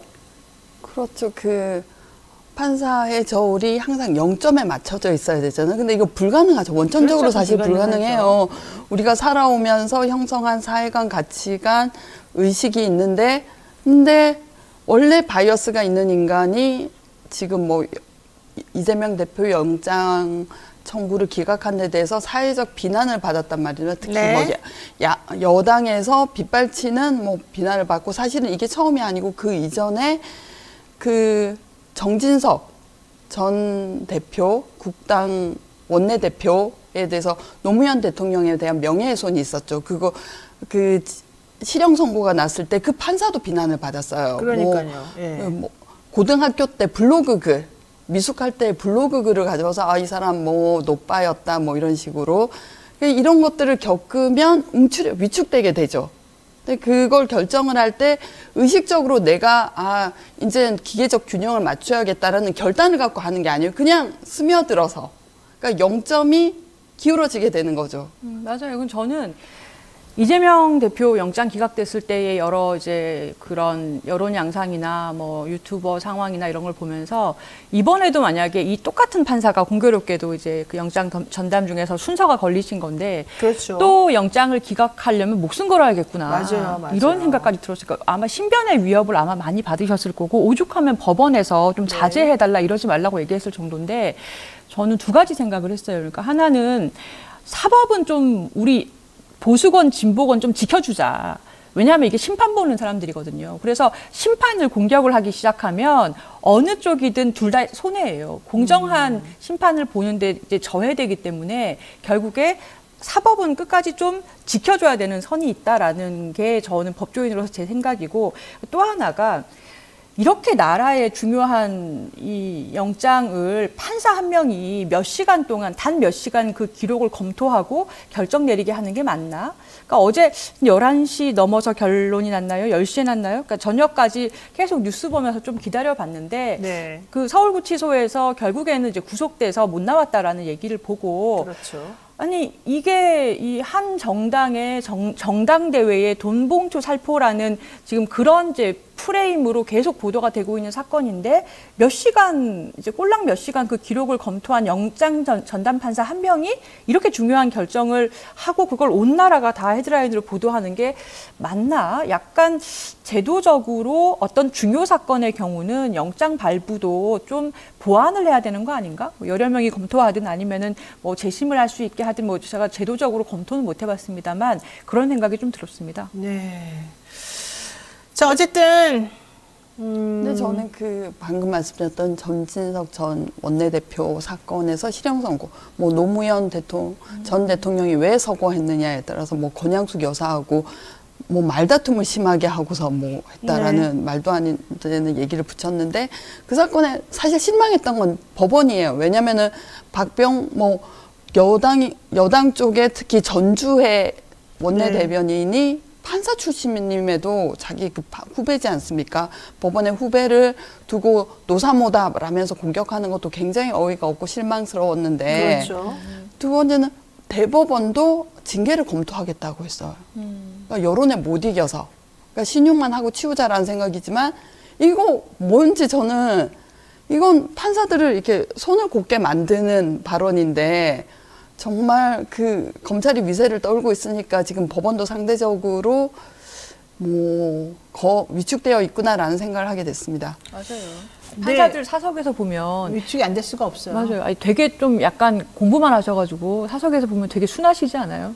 아니 그리고 그리고 소심해요. 그분들은 그동안 살면서 험한 말을 안 들어본 거예요. 맞아, 그래서 자기가 하는 거는 전부 다 칭찬만 받아왔지 누가 한 번이라도 당신 뭐 그러면 안 돼, 뭐 돼 이런 말 해본 적이 없는 거잖아요. 근데 맞아요. 칭찬만 받던 사람이 갑자기 막 비난을 받으니까 못 견디는 거 아닌가요? 뭐 그런 면도 있죠. 판사들이 사실 제일 충격을 받은 일은 사법농단 수사에서였죠. 그렇죠. 네, 사법농단 수사에 관한 여러 가지 그 일화들이 있는데 일단은 그 검찰청의 검사실의 의자가 철제 의자잖아요. 굉장히 불편하고 딱 앉기만 해도 이렇게 겸손한 마음이 생기는 판사님들이 그 의자에 앉은 거예요. 맞아요. 근데 이제 컨베이어 벨트가 돌아가는 식으로 물음을 하죠. 그러니까 원하는 대답이 나올 때까지. 원하지 않는 대답이 나오면 조서에 받아주질 않습니다. 그래서 지쳐서 뭐 거의 억지 춘향식의 대답을 하고 그 조서에 도장을 찍고 나왔을 때 그 자괴감이 막 밀려오는 거죠. 그래서 뭐 서초대로에 가로수를 붙들고 울었다거나 뭐 이런 에피소드들이 전화 와요. 그리고 그 후에 식당에서 검사들이 들어오면 자기를 수사했던 검사가 아니라 여기가 빨간색이니까 서로 보면 저 사람 검사다 알거든요. 검사를 만나게 되면 식당에서 자기가 밥을 먹던 식당에서 검사가 들어오면 얼른 수저를 내려놓고 식당을 떠났다던가 이런 풍문들이 막 서초동에 떠도는 거죠. 그래요. 어쨌든 무섭습니다. 근데 무섭습니다. 저는 그 말씀하셨지만 너무 곱게들 잘하셔가지고 온실의 하초도 이런 하초가 없는데 그럼 자기네들이 이렇게 떨면 일반 시민들은 그럼 자기네들이 인권을 보호해줘야 할 국민들은 어쩌란 말이냐 하는 그렇죠, 생각이 드는 거죠. 그렇죠. 아니 그래서 판사를 센 사람을 뽑으려면 법조계 10년 이상 경력자 중에서 그러니까 적어도 세상사를 다 경험을 해보고 제 야에서 그 변호사를 해서 일정 기간 동안 여러 사람과 여러 사건과 피고인의 입장, 원피고의 입장 다 대리해본 사람 중에서 판사를 뽑는 법조 일원화 지금 하고 있는 법안이 맞는 거예요. 근데 나는 또 재판하다 보니까 오히려 변호사하다 들어오는 사람들이 좀 더 이상하게 판결 내리는 경우도 많던데요. 아, 나 그거 좀 고민해 본 적이 있는데요. 네. 지금은 아마 이제 그 변호사하고 법관하고 보수 차이가 너무 나다 보니까 그 지원자가 굉장히 적다 그래요. 10년 차 이상 이렇게 뽑으려고 하면. 그래서 약간 좀 뭐 다 그렇다는 건 아닙니다만은 경쟁률이 좀 낮은 것 같습니다. 그리고 저는 노영희 변호사님 말씀에도 동의하는 게 이 사람들은 항상 칭찬받고 그 탄탄대로를 걸어왔던 사람이니까 어떤 좌절에 굉장히 취약해요. 그렇죠. 네. 그래서 자신의 삶에는 결점이 없었고 없어야 할 사람들이라서 그렇죠. 비난을 받으면 동요되는 정도가 이렇게 뭐 너무너무 심하죠. 상식적이지 넘어지고 않아요. 깨지고 이러면서 살아온 사람보다 훨씬 심해요. 그래서 그 부장 판사님들 모임 가면 도대체 어떤 얘기부터 하시냐면은 아, 내가 학력고사에 339점을 받은 게 참 유감이야. 딱 하나를 틀렸는데 하필이면 그게 우리 그 영어 과목이었고 우리 아버지가 고등학교 영어 교사님이시고 그 얘기를 40년이 지나도 계속해. 하는 사람들이에요. 맞아요, 맞아요. 그게 홍 부장 판사님이라고. 네. 있는데. 네, 이름 실명 얘기해보겠어. 우리 말하려고 어쨌든 그런 분들이니까 이런 그 질타를 받았을 때 그게 옳건 그르건 이게 면역이 없는 사람들이죠. 그렇죠. 어쨌든 용기가 필요한 시대가 됐다는 게 싫습니다. 저는 솔직히 말해가지고 이 상황도 너무 싫습니다. 그리고 무슨 결론을 내렸는데 판사가 판결을 얘기하고 그냥 결정을 내리면 되는 거지. 그걸 가지고서 그렇게 공격하고 이런 것도 너무 싫습니다. 거기에 영향받는 우리의 비겁함이 또 싫습니다. 자, 이 얘기도 한번 해보겠습니다. 우선 오늘은 조금 검찰 관련해가지고 좀 정리 한번, 용어 개념 정리부터 한번 해볼까 싶은데요. 특수부, 공안. 지금 현재 대통령이 특수부 출신이어가지고 사실은 공안하고 사이가 안 좋습니다. 그런데 어쨌든 특수부가 득세하는 시대가 됐는데 그러다 보니까는 공안하고 특수부가 도대체 무슨 차이인지 또 형사부는 뭔지 그리고 왜 검찰은 형사부를 무시하는지 이것도 좀 궁금해졌어요. 자, 특수부랑 공안 무슨 차이가 있습니까? 조 변호사님? 이건 아마 검사 출신이신 이 변호사님이 더 잘 아실 것 같은데요. 제가 그냥 법조문 보고 이해하기로는 저는 사실 검찰 경험한 게 2달 동안 검찰 시보, 우리 때 사법연수원 때 2달씩 법원 가서 시보하고 검찰 가서 실습하는 거 있었잖아요. 그때밖에 없었는데 일반 국민들이 일반적으로 검찰에 가서 조사받으실 때 가는 거는 이제 일반 부서인 거고, 이제 공안부서는 뭐 노동사건이라든가 아니면 대북정책이라든가 요런 부서로 제가 알고 있고, 특수부는 경제사범 중심으로 해서 몇 개의 큰 검찰청에만 있는 부를 말하는 거다. 이렇게 이해하면 되나요, 이 변호사님? 그렇죠. 그게 뭐 특수수사라는 용어 자체가 좀 어색한데, 그럼 나머지는 다 안 특수하단 말이냐, 이렇게. 근데 그래서 사실 명칭이 바뀌었어요. 특수부는 반부패수사부로. 예, 문재인 정부 때 바꿨죠. 그렇죠. 공안부는 역시 공안 사건이라고 하면 예전에 조직 간첩이라든지 이런 사건. 나라의 안녕 질서. 예. 그래서 과거에는 뭐 그 정치범들, 국가보안법 위반 이런 사건이 많았고 최근에 그리고 노조. 근데 최근에는 주로 선거 사건을 담당하죠. 그게 공안부인데 역시나 그 용어가 너무 캐캐먹고 그 나쁜 이미지 때문에 공공사회부로 바뀌었죠. 예. 근데 이제 그래서 반부패 수사부는 뭐 부패 비리, 그것도 대형 사건을 주로 한다고 뭐 하죠. 네.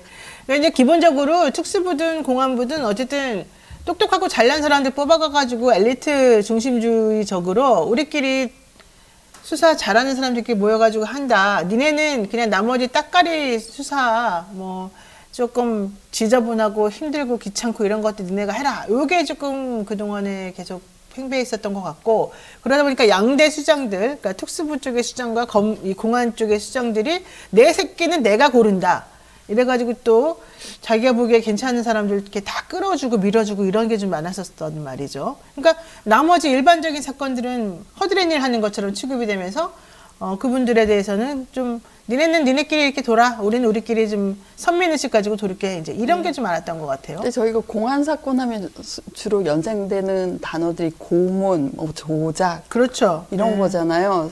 근데 사실 옛날에 검사들이 고문을 직접 공안 사건에서, 왜냐면 경찰이나 안기부 에서 다 정리가 돼서 오는 거지. 이렇게 피의자들이 이렇게 다듬어져서 오는 거지. 검사들이 직접 뭐 고문을 하진 않았죠. 그냥 모른 척 했었죠. 근데 그게 육체적 그 사람들이 수사기관에서 당했던, 공안사범들이 수사기관에서 당했던 고문이 육체적 고문이라면 특수부, 반부패 수사부가 피의자에 대해서 하는 것은 정신적 고문이죠. 그렇군요. 수사기법이 첫 번째가 인질 잡기, 가족을 괴롭히죠. 네. 그래서 뭐 가족들의 안이 다 한번 물어보고 그러면은 그 자기보다는 자기는 이렇게 고생을 해도 가족까지 뭐 고통을 줄 수 없다는 생각에서 이제 억지 자백을 하게 돼 있거든요. 그래서 검찰에서 유명한 에피소드는 치매 70대 치매에 걸리신 분인데 아들을 두고 협박을 하자 정신이 되돌아와서 깨끗한 조서를 작성해주고 나갔다. 어머나. 그게 노모가 치매였는데도 아니 노모가 아니라 본인이 그 김백준 씨라고 그 이명박 대통령의 집사라고 불리는 그분이 70대 후반이었고 국정 그 BBK 뭐 하고 다스 다 무혐의를 했던 거 다시 이제 뭐 2016년 그 겨울 촛불 이후로 다시 수사를 해서 기소된 사건이지 않습니까? 국정농단 사법농단. 그때 그분이 치매기가 있었는데 아들을 가지고 협박을 하자 정신이 맑아져서 깨끗한 조서를 쓰고 갔다는 그 풍문이 있죠. 그럼 검찰에서는 수사 잘하는 거예요. 그러네. 인권 탄압 이런 거 아니고 수사 잘하는 겁니다. 신기하네. 그거는 증거가 안 남잖아요. 뭐 그러네요. 육체적 고문은 몸에 상처를 남기지만 무서워요. 근데 제가 그리고 또 궁금한 게, 하나는 그 가족을 두고 하는 거. 사실은 우리나라 그 반부패 수사부 특수수사부의 모든 수사 기법이 총 집약된 사건은 저는 한명숙 1차 사건, 2차 사건이라고 보는데요. 네네. 한명숙 2차 사건의 그 한만호 씨에 대해서도 그 사업을 할 때 자기 아버지하고 처의 명의를 쓰는데 두 사람 불러볼까? 라는 협박이 하나. 그리고 그분이 자기 사업체를 다시 찾고 싶어 했었어요. 건설사를 이제 바지 사장을 앉혀놓고 구치소를 들어왔는데 그 사람이 그걸 꿀꺽한 거죠. 그걸 찾아주겠다. 검찰이 어떻게 사업체를 찾아주죠? 그걸 어떻게 찾아주죠? 이 회사의 그 형 경영진의 비리를 횡령 배임을 털면 되잖아요. 그러니까 회유와 협박, 당근과 채찍 이걸 적절히 해서 그럼 수사 잘하는 거죠. 저는 그러네. 이 변호사님 말씀 듣다 보니까 조국 장관 수사하는 것도 가족 털기, 나올 때까지 털기. 그러니까 가족이든 뭐든 범위를 점점 넓히면은 뭐든지 나오잖아요. 사람을 그렇죠, 한 명에서 그렇죠. 개체를. 너무 좀 약간 갑자기 화가 나는데, 근데 제가 궁금했던 거는 검찰에 들어가서 특수부나 뭐 이제 공안이나 이런 거 하게 되면 이런 기법을 배웁니까 어디서? 그럼 거기는 기본적으로 팀제니까. 그리고 어쨌든 세세하게 지시를 하지 않아도 성과를 못 내면 자기는 특수부에 다시 못 온다는 걸 알죠. 당연히 알죠. 그러면 밤새워라도 수사하게 돼 있고 그리고 그렇게 길들여진 증인들은 법정에 나오면 알아요. 그래서 무슨 말씀을 드리고 싶으냐면 우리 판사들이 보는 수사 기록은 그런 해유 협박이 다 제거된 그 과정이 싹 드러낸 깨끗한 조서부터 본단 말입니다. 그렇죠. 당연히 스토리 라인이 맞죠. 그 한만호 씨 같은 경우에도 2010년 4월 1일에 불러요. 근데 4월 1일에 불러서 기록상으로는 뭐 담당 검사가 공판에 들어가서 수사를 안 했다라고 나오고 4월 2일은 그 진술을 회피했다라고 나와요. 근데 4월 3일부터 깨끗한 조서가 나오는 거예요. 그럼 4월 1일, 2일 검찰청에서 무슨 일이 있었느냐는 그런 일이 있었을 것이다. 그래서 저는 한때 뭐 검찰개혁 어렵게 생각하고 있냐. 검사실 전체에 CCTV를 달거나 그 CCTV는 음성이 녹음이 안 되잖아요. 그렇죠. 전 과정을 영상 녹화를 하면 된다라고 생각한 적도 있습니다. 제가 그 정치자금법 위반 변호할 때 그 A, B, C 막 이렇게 상피고인들이 많이 있고 뭐 좀 그 관여자들이 많잖아요. 근데 이제 이 정치인에 대한 것을 인정을 받으려면 이 상피고인들이 이제 뭐라고 얘기해 주냐가 되게 중요하거든요. 근데 이 정치인에 대해서 이 P라고 하는 정치인에 대해서 A, B, C들이 전부 다 얘기가 갑자기 다 아니라고 이제 계속 주장을 하다가 어느 순간부터 갑자기 다 일괄적으로 맞다고 이 사람이 잘못한 게 맞다는 식으로 계속 이게 말이 바뀌는 거예요. 그래서 내가 그걸 확인을 이제 하느라고 왜 그랬을까? 근데 이 A, B, C는 이미 다 구속이 되는 사람들인데 알고 봤더니 그래서 내가 이제 그 접견 기록이랑 이 사람들 출정 기록이랑을 다 뒤졌어요. 그랬더니 이 사람들 정말 출장 나와가지고 하루 종일 아침 9시에 나와가지고 밤 12시, 1시에 들어가는 거예요. 그거를 맨날 하는 거예요. 근데 그 사이에 그 뭐 했는지가 조서에 남아있지 않아요? 나와야 되는데 그게 안 나오고 그냥 나와가지고 아무것도 안 하고 그냥 가는 거예요. 왔다 갔다만 하는 거예요. 검찰청에서 그 안에서 뭐 한 거예요, 그러면? 그 검찰청에서 그냥 계속 대기하고 있고 회유하고 있고 공식적으로 기록이 안 남는 거예요. 그러면 하루 이틀도 아니고 그거를 100회를 했다고 해봐요. 사람이 미치죠. 그리고 난 다음에 마지막에 그 사람의 진술서가 하나 쫙 나와요. 자필로. 그러면 이 사람은 100일 동안 회유당하고 괴롭힘 당하고 미치도록 못 견디게 고문을 당하고 뭐 고문까지는 아니어도 이제 고문도 안 해. 그냥 대기하세요. 그리고 하루 종일 놔뒀다가 가세요. 그 다음에 아침에 또 나오세요. 이것만 하는 거야. 그러니까 변호사도 못 만나게 하고 결과적으로 왜냐면 검사가 하루 종일 이 사람을 데리고 있으니까 아무도 이 사람을 접견을 못하는 거죠. 그 외부하고 접촉을 못하는 거예요. 그러면 현명한 판단을 못하게 돼요. 검찰이 자기를 심리적으로 지배하고 있고 나는 검찰에 매여 있는 몸이다라는 걸 자기의 몸과 온 마음으로 깨닫기 때문에. 그리고 여기서 대답을 안 하면 나는 이 상황을 끝도 없이 쳇바퀴처럼 돌려야 된다. 이 생각을 하게 되니까 결과로 좀 그렇게 해가지고 나중에 진술서 하나 딱 나오잖아요. 그러면 그때부터 이제 안 불러요. 그래서 특수부 사건은 일단 검찰청에 들어가면 끝이다. 밖에서 정리하고 가야 한다라는 이 말이 생기는 게 그거고요. 두 번째는 이렇게 한만호 씨도 한명숙 전 총리 2차 사건의 한만호 씨도 검찰이 73회 출정을 했는데 그 조사 기록이 남아있는 건 5번. 그러니까. 68회는 무슨 일이 있었는지 모르는 거예요. 그래서 이렇게 불려다니다 보면 어떤 그 사람이 자유가 없잖아요. 나는 검찰의 메인 모임이고 나에게는 나의 시간도 나의 결정의 자유도 없다라는 걸 스스로 노예가 되게 되고 두 번째는 외부하고 접촉을 방해하는 게 또 중요해요. 가족도 못 만나게 하고 뭐 그 변호인도 못 만나게 하고 그러면 이제 점점 더 검찰에 종속되는 거죠. 그러니까 사실은 그러다가 초밥 한번 사주면 감동하는 거예요. 아니 감동할 수도 있고 그 한만호 씨 같은 경우는 굉장히 심성이 여리고 기본적으로 되게 착했다고 봐요. 그래서 초밥을 사줬는데 한명숙 전 총리의 생사를 씹는 것 같아서 구치소에 돌아가서 다 토했다라고 자기 비방록에 쓰죠. 그 구속된 제 의뢰인 분들도 많이 구속돼 있으신데 구속된 사람들은 사실 가족하고 면회도 지금 5분인가 뭐 이렇게밖에 안 되잖아요. 10분에서 5분 이렇게밖에 안 되잖아요. 그래서 제한 없이 만나는 특히 이렇게 벽 없이 만나는 변호인하고 접견하러 가면 굉장히 그 심리적으로 매달린다 이런 느낌을 많이 받아요. 내가 굉장히 정신적으로 노동을 하는구나라는 생각이 드는데 이걸 만약에 특수부에서 수사받는데 계속 제한한다? 그러면 정말 이건 육체적 고문뿐만 못지않게 괴로울 거라고 생각이 들고 사실 아까 이현주 변호사님 잠깐 말씀하신 것처럼 미국식으로 가는 것도 대안이에요. 그러니까 미국에서는 전 과정 다 영상 녹화를 하고 그 다음에 보고서를 간략하게 이러한 수사 내용을 이렇게 말했다라고 보고서를 첨부해서 그냥 판사한테 넘기는 걸로 저는 알고 있거든요. 우리나라는 조서를 꾸민다고 하잖아요. 근데 이게 사실 조서라는 제도가 일본하고 우리나라 정도에 있고 굉장히 특이한 제도로 알고 있어요. 그러니까 일제시대 때 일본 판사가 보려면 일본말로 적어줘야 되기 때문에 수사 과정을 적기 시작했다고 저는 일단 알고 있는데 조서 제도에 대해서도 좀 다시 봐야 되는 거 아닌가 이런 생각이 많이 듭니다. 그렇군요.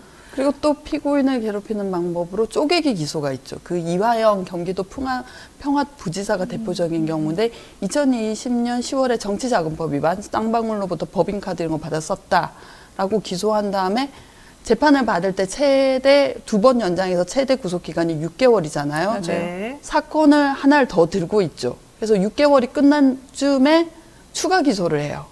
사실 그 전에 병합할 수도 있는데 그렇죠. 그러면은 6개월이 12개월 되고 12개월이 18개월 되고 그러면 이게 매일 부르는 효과랑 마찬가지예요. 매일 불러서 이 사람은 그러니까 검찰은 이 사람을 자신의 심리적 지배하에 놓을 수 있는 거죠. 그렇죠. 무섭습니다. 자, 어쨌든 검찰개혁 관련해서 우리가 할 말이 되게 많은데 김영삼 정부 때도 사실 검찰개혁이 이제 처음 얘기가 됐었습니다. 이때 공수처 논의도 있었었는데 요게 특별한 사건이 있었기 때문에 이런 얘기가 좀 있었다면서요? 네, 맞아요. 그러니까 검찰개혁이라는 것 자체가 처음 등장한 게 하나회를 없앴던 김영삼 정부 때입니다. 그 뒤에 이제 김대중 국민의 정부 때 특검이 도입되고 노무현 정부 때 이제 공수처 논의까지 실제로 도입까지 되면서 굉장히 이제 꽃을 피우는데요. 김영삼 정부 때, 그러니까 1993년에 이런 일이 생겨요. 그러니까 12.12 군사 쿠데타 피해자였던 장군들이 이제 전두환하고 노태우 군사 반란 주도자 34명을 고소를 하는 겁니다. 그 정승화 전 육군참모총장 이런 분들이. 예, 맞습니다. 네. 그런데 이듬해 검찰에서 뭐 전두환, 노태우 다 기소유예하고 다 전원 불기소 처분했어요. 그 다음에 또 어떤 일이 있었냐면 12.12 쿠데타 피해자와 함께 5.18 광주학살 사건의 피해자 322명이 같은 해에 또 이제 이들을 이번엔 내란 목적 살인 혐의로 검찰에 고소를 했어요. 서울지검에. 근데 이게 유명한 성공한 쿠데타는 처벌하지 못한다. 않다. 왜냐하면 성공했으니까. 성공하지 못하면 쿠데타고 내란이고 성공을 해서 정권을 세우면 이성계를 처벌할 수 있겠냐. 그래서 그러면은 성공한 쿠데타이기 때문에 처벌하지 않는다라고 하면서 공소권 없음 처분을 한 겁니다. 이때 엄청나게 공분이 일어났죠. 사상 최악의 궤변이다. 저 아직도 기억나는 게 그때 뉴스에서 이거 자체를 성공, 뭐 불처벌, 이렇게 성공, 불성공, 이러면 쿠데타 이런 식으로 표로 만들어서 보여줬던 거랑 그 검찰들 인터뷰가 생각이 나요. 그때 한부환 당시 서울지검 1차장 검사도 그렇게 말했어요. 그 새 정권이 출범을 하고 새로운 헌법 질서가 실효화된 경우에는 피해자들의 정권 창출 과정에서 일련의 여러 가지 행위들은 우리가 사법심사를 할 수가 없는 거 아니냐 이런 얘기를 했었었고 또 그다음에 장윤석 공안 일부장도 그 아까 말한 성공한 쿠데타 처벌할 수 없다 이런 발언도 했었던 거죠? 맞습니다. 장윤석 공안 일부장은 그 다음에 한나라당 후보로 해가지고 이제 경북 영주에서 내리 3선을 했어요. 지금도 이제 모 로펌에서 소속돼서 변호사로 활동 중이시라고 하는데 그랬습니다. 그러니까 사실은 국민들의 공분이 어떠했겠으며 이게 지금 검찰에서 뭐라는 거야? 이 개혁해야 된다.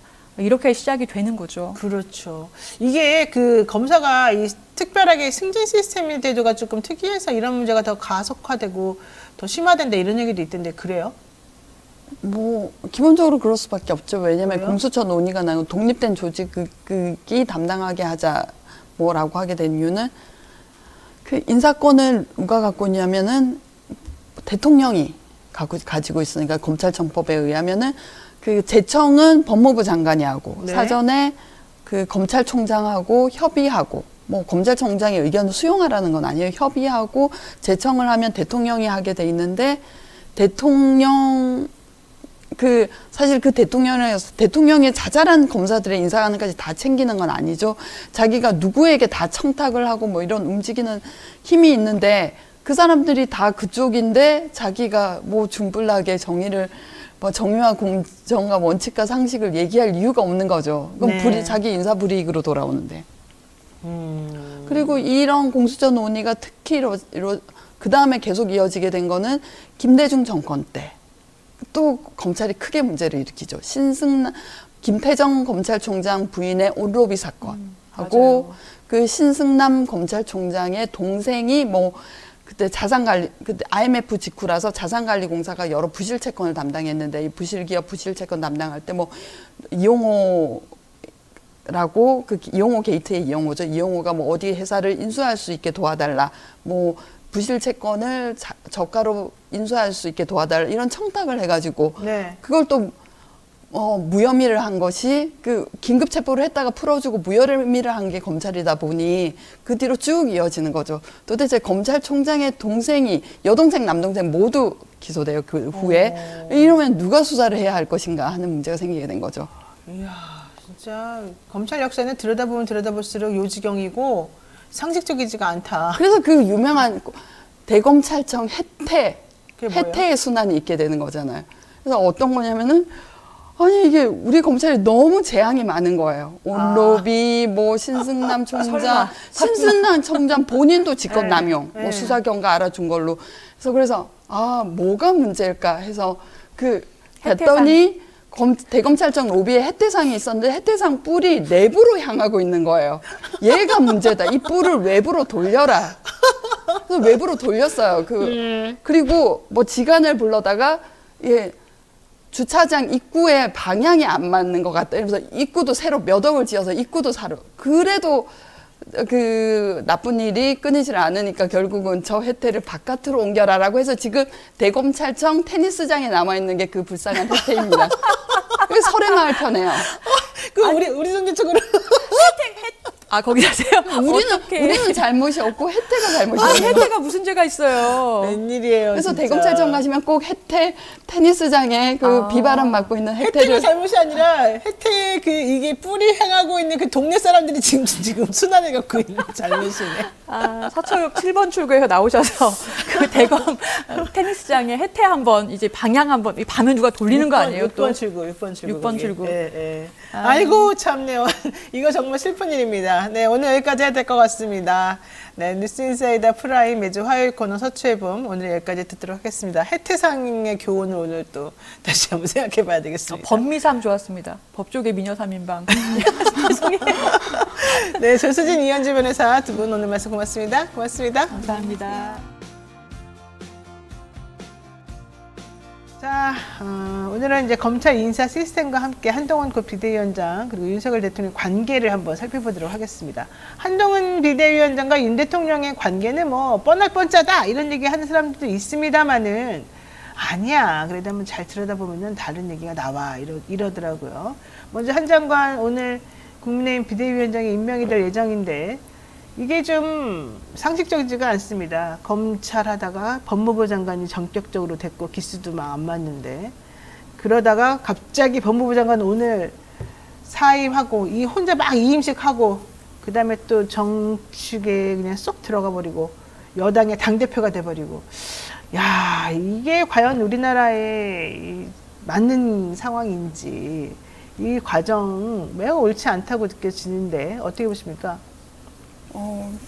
정말 이 윤석열 정부가 하는 행태는 이제까지 저희가 본 적이 없고 상상한 적이 없는 그 정말 무엇을 상상하든 그 이상의 것을 보여주는 정부라서 사실 너무 놀랍죠. 그냥 왜냐하면 법무부 장관으로서 뭐 이재명 대표에 대한 체포 동의안에 대해서 발언 기회를 국회에서 얻었을 때도 객관적인 사실만 전달하면 되는데 굉장히 공격적으로 전투적으로 네. 얘기하지 않습니까? 마치 적을 눈앞에 둔 듯한 뭐 이재명 대표가 우리 사회에 뭐 공공의 적인 것처럼 네. 그런 적대감을 드러내는 것 그게 또 굉장히 품위가 없는 행태지 않습니까? 그래서 저는 그때 참 깜짝 놀랐던 것 같습니다. 그리고 국정에 관한 국회의원의 질의시에도 그건 이제 자신은 행정부에 속해 있고 국정 운영에 대해서 질의를 받는 그러니까 국민의 대표 국회의원은 개인이 자연인으로서 남아 있는 게 아니죠. 어디까지나 국민의 대표로서 그렇죠. 남아 있고 네. 성실하게 대답을 해야 되는데 또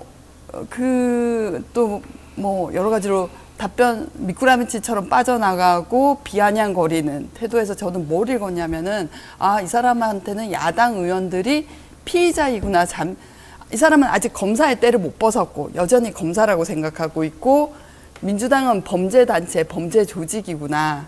그리고 민주당 의원들은 피의자 혹은 잠재적 피의자. 감히 피의자 따위가 나한테 뭘 묻고 있지? 내가 왜 너의 질문에 답해야 되지? 그런 오만한 태도를 봤습니다. 네.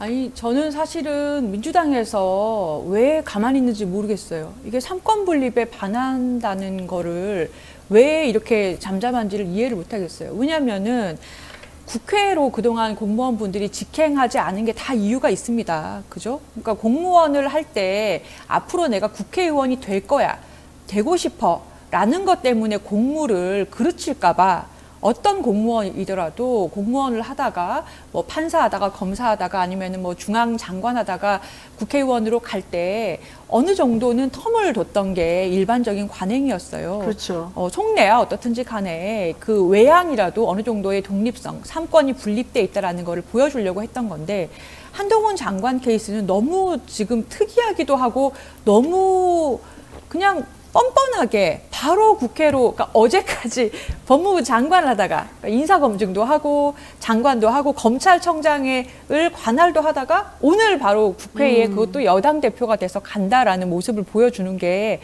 저는 헌정사상 이런 일이 있었나라는 생각이 들 정도고 중간 텀이 없이 이렇게 가서 국회 일을 하는 게 그럼 그동안에 한동훈 장관이 했던 여러 가지 공무상 굵직굵직한 결정들의 그런 중립성이 의심받지 않을 수 있을까? 이 점에 대해서 저는 지금 이제 법 종사자로서는 굉장히 심각한 문제의식을 느끼고 있는데 생각보다 너무 이 점을 비판하는 민주당 의원들이 없으신 것 같아가지고 적으신 것 같아서 저는 좀 당황스럽기까지 해요. 사실 제가 변협에서 대변인을 한 4, 5년 했는데 그때는 이런 식으로 만약에 정치 쪽으로 곧바로 가려는 검사나 뭐 판사나 이렇게 있으면 우리가 비난하는 비판 성명 같은 것도 내고 막 그랬었던 것 같아요. 심지어 있으면 안 되잖아요. 예, 이탄희 의원은 제 사법농단 때 한동안 휴직을 했었어요. 왜냐하면 법원 내에서 뭐 곱게 보는 시선, 뭐 나쁘게 보는 시선도 있었고 우리 조직을 흔들었다. 뭐 그래서 상당 기간 2년 정도 휴직을 했었고 물론 심리적으로도 어려움을 겪었고 그 다음에 그 시민단체에 갔었죠. 네. 공감. 공감. 예. 그래서 했는데 국회에 입성을 할 때 언론으로부터 비판받았습니다. 이러려고 뭐 사법농단 들고 나왔냐. 근데 아무런 완충지대가 없는 정말 법무부 장관 퇴임사에서 자기 정치권으로 간다는 발표를 하고 그 전부터 뭐 비대위원장으로 하마평에 쭉 오르는 사태에 대해서 우리 언론들은 함구를 하더라고요. 그래서 이런 엄청난 불균형에 대해서 저는 이제 너무 의아함을 느꼈고 또 하나 마지막 하나는 검찰이 이때까지 공무원들 그리고 뭐 교사들도 정치 중립의 의무가 있고 공무원들도 국가공무원법, 지방공무원법에 의해서 정치적 중립 그리고 정치 활동, 단체 행동 금지 규정이 있죠. 그거는 이제 국민을 위해서 봉사하는 건데 정치 활동을 하면은 그 공무 수행이 왜곡될 수 있고 또 하나는 전념해야 되는데 공무에 전념해야 되는데. 그렇죠. 양다리 걸치고 있어서 정치활동하다 보면 소홀할 수 있고 이 두 가지에 의한 겁니다. 그런데 검찰이 이때까지 시국성명에 서명 한 줄 그거 정말 몇 초 들여서 자기 참여한다라는 뜻을 표한 거 뿐이잖아요. 그런 네. 사람들을 국가공무원법 위반으로 기소 처벌해 왔습니다. 이건 무슨 행태인지 제가 정말 의아해지죠. 맞습니다. 자, 그런데 대통령하고 이 한동훈 간의 관계는 그러면 구체적으로 조금 얘기를 해볼까요? 그러니까 한동훈 장관이 법무부 장관으로 있으면서 그렇게 아무렇게나 공직과 정당인으로서의 그런 경계 없이 왔다 갔다 하는 것도 문제인데 이게 또 대통령과 특수관계를 생각해 보면 더 문제가 될 수 있거든요. 네. 아마 개인적인 뭐 친분이나 뭐 에피소드는 우리 이현주 변호사님께서 소개해 주실 거로 생각을 하고 공식적으로 나와 있는 프로필상으로 한동훈 비대위원장 곧 비대위원장은 윤석열 대통령과 뭐 정치적으로 또 검사 생활을 거의 동고동락해 왔다라고 볼 수 있어요. 그러니까 한동훈 장관은 사법시험에도 일찍 합격을 했고 20대에 합격을 했는데요. 그러니까 네. 윤석열 대통령이 9수 만에 합격한 거하고 조금 차이가 있죠. 그런데 또 엘리트 검사로 계속 생활을 해왔어요. 중앙지검에서 검사 생활 시작했는데 이것도 사실 검사 중에서 성적 좋아야 갈 수 있는 곳이잖아요. 서울중앙지검에서 검사 생활 시작해서 대검찰청 검찰연구관, 뭐 청와대 민정수석실의 선임행정관, 대검 정책기획과장 등등을 지냈고요. 윤석열 대통령하고 같이 동고동락을 시작했다라고 알려진 것은 여러 가지 굵직굵직한 그러한 경제 사범들에 대해서 같이 수사를 하면서부터입니다. 그러니까 특수부에 소속이 돼서 윤석열 대통령과 같이 여러 가지 사건 처리를 했는데요. 특히 박영수 특별검사팀에 소속이 돼서 투입이 돼서 최순실 박근혜 특검에서 국정농단 사건 수사를 했어요. 이때 윤석열 대통령이 수사팀장이었고 그리고 한동훈 장관이 수사부원이었습니다. 그때 굉장히 유명해졌었고요. 또 윤석열 대통령이 중앙지검장으로 갔을 때 중앙지검 3차장 검사로 사법농단 사건이나 삼성그룹의 불법 경영권 승계 사건 등등을 수사를 했죠. 근데 윤석열 대통령이 검찰총장에 임명된 뒤에는 같이 승승장구했습니다. 그 당시 문재인 정권에서 윤 대통령이 검찰총장에 임명됐을 초기에는 굉장한 촉망을 받았지 않습니까? 그렇죠. 네. 검사 중에서 소신이 있다, 검사의 이런 권력이나 특권에 저항하는 검찰총장이다라고 검찰을 개혁하는데 앞장설 것이다라고 기대를 모았을 당시에는 한동훈 그 장관은 반부패 강력부장으로 역대 최검서 검사장으로 승승장구를 했습니다. 그런데 이후에 윤 대통령이 추미애 법무부 장관하고 충돌을 하게 되자 같이 이제 하락을 합니다. 강력부장에서 6개월도 채우지 못했고 부산고등검찰청 차장검사, 그 뒤에는 법무연수원, 연수원으로 간다는 건 굉장히 좌천이거든요. 수사권을 뺏고 너는 강의나 해라 이렇게 되는 건데, 물론 연수원에서도 열심히 일하시는 분들이 있지만 이 당시에는 좌천이었고요. 그 뒤에 진천본원 연구위원, 사법연수원 부원장 등등으로 4번이나 좌천을 했습니다. 그 뒤에 윤 대통령이 취임을 하자 파격적으로, 원래는 뭐 지검장 그 승진 기수 때문에 지검장이라든지 이 정도에 뭐 취임하지 않겠느냐 했는데 법무부 장관으로 파격적으로 발탁이 된 뒤에 지금까지 승승장구하고 있는 거죠. 그래서 한동훈 장관의 지난 십수년에 20년 가까운 이런 여러 본인의 행적은 사실 윤석열 대통령이라는 검사, 선배 검사와 이 등락을 같이 해왔다라고 볼 수 있어요. 그 한동훈 장관에 대한 검사 내부의 평가나 이런 건 뭐 있어요? 일단은 2010년경에 법무부에 같이 근무를 했던 상사 법무심의관실에 있었는데, 어쨌든 그 검사의 개인평으로는 이제 검사들은 딱 보면, 상대를 보면 이 사람은 검사장까지 하겠다. 굉장히 머리 회전이 바르고 총명하고 이러면 이제 이 사람은 최소 검사장까지 한다. 그래서 자기가 그때 딱 보고 이 사람은 검사장까지는 한다. 최소입니다. 라고 딱 판단한 사람이 있는데, 이원석 검찰총장. 현재 이원석 검찰총장하고 한동훈은 그때 상사 법무심의관으로 있었을 거예요. 네. 그랬더니 자기 예감이 맞았다. 근데 그보다 훨씬 더 나가신 분들이지만 그런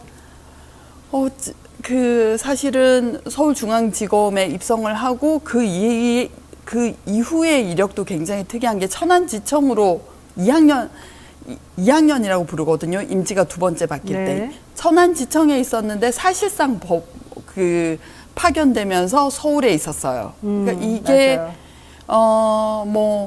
좀 미화돼서 조선제일검 수사 능력이 너무 탁월해서다라는 평이 있는 반면에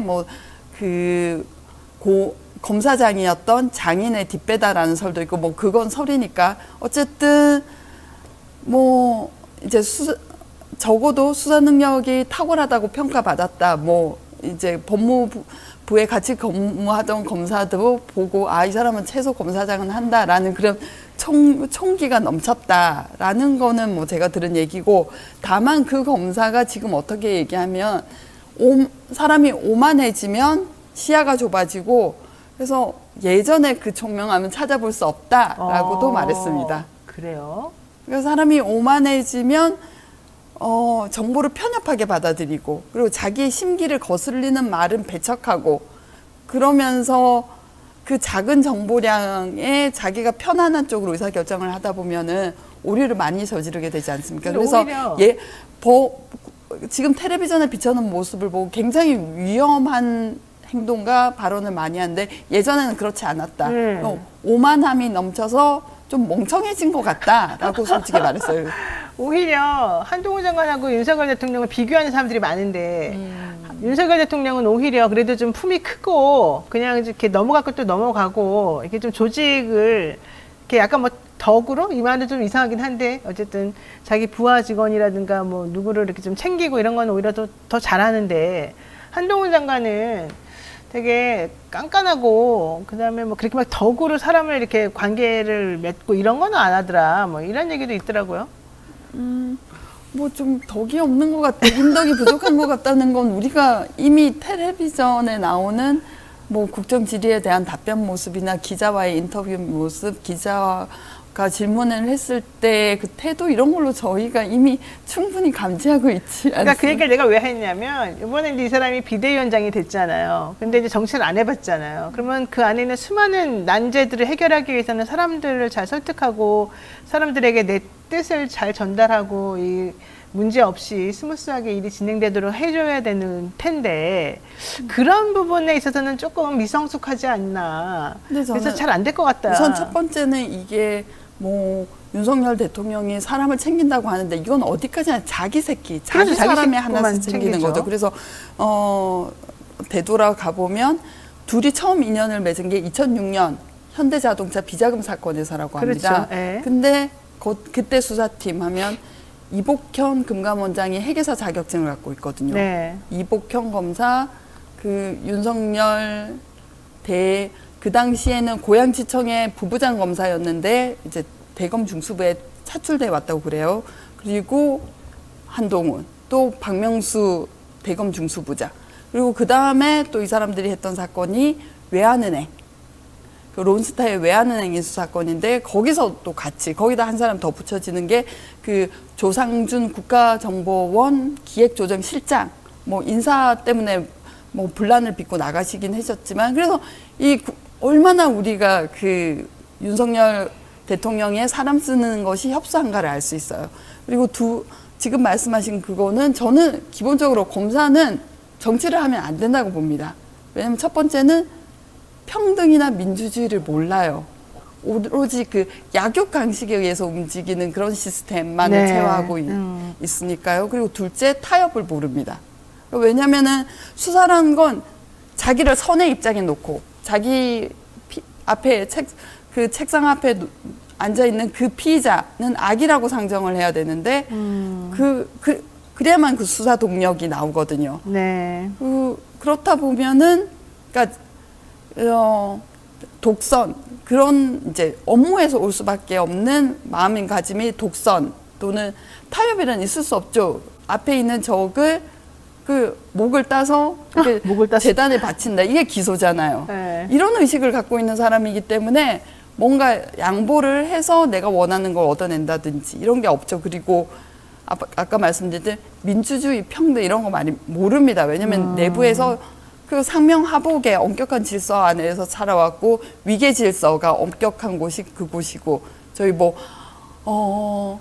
이게 서지영 검사의 예가 가장 크게 국민의 인권, 자유와 인권을 중요시한다면서 왜 너네 검사들의 인권은 그 안에서 그렇게 엉망이었니? 라고 말하는 사건이 그 검찰 내 미투 사건인데요. 그게 바로 검찰 내 그 조직 문화를 보여주지 않습니까? 그래서 네. 저는 뭐 윤석열 대통령과 그 한동훈 법무부 장관의 뭐 스타일은 다를 수 있지만 어쨌든 검사는 정치를 하면 안 된다고 저는 생각하는 사람입니다.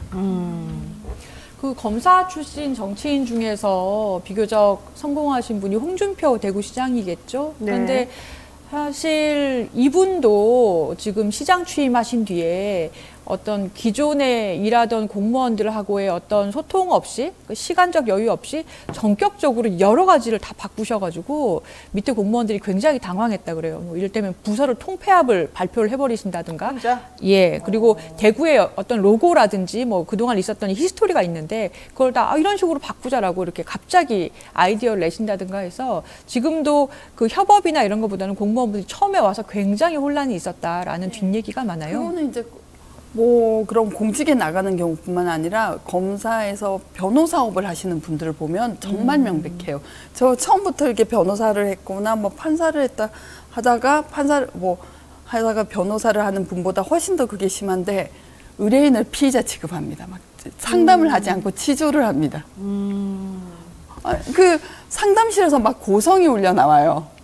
그래서 제가 두 번째 네. 어떻게든 당신은 이런 주장을 하고 싶으나 이거는 재판부에 오히려 안 좋은 인상을 줄 수 있다라는 걸 설득을 못해요. 설득을 못하고 고함을 지르고 이러다가 나중에는 기록을 집어던지면서 나 돈 안 벌어도 되니까 기록 찾아가라. 이런 분들을 제가 겪었어요. 그래요? 자, 어쨌든 한 장관은 뭐 지금 변호사로는 하지 않을 것 같으니까 네.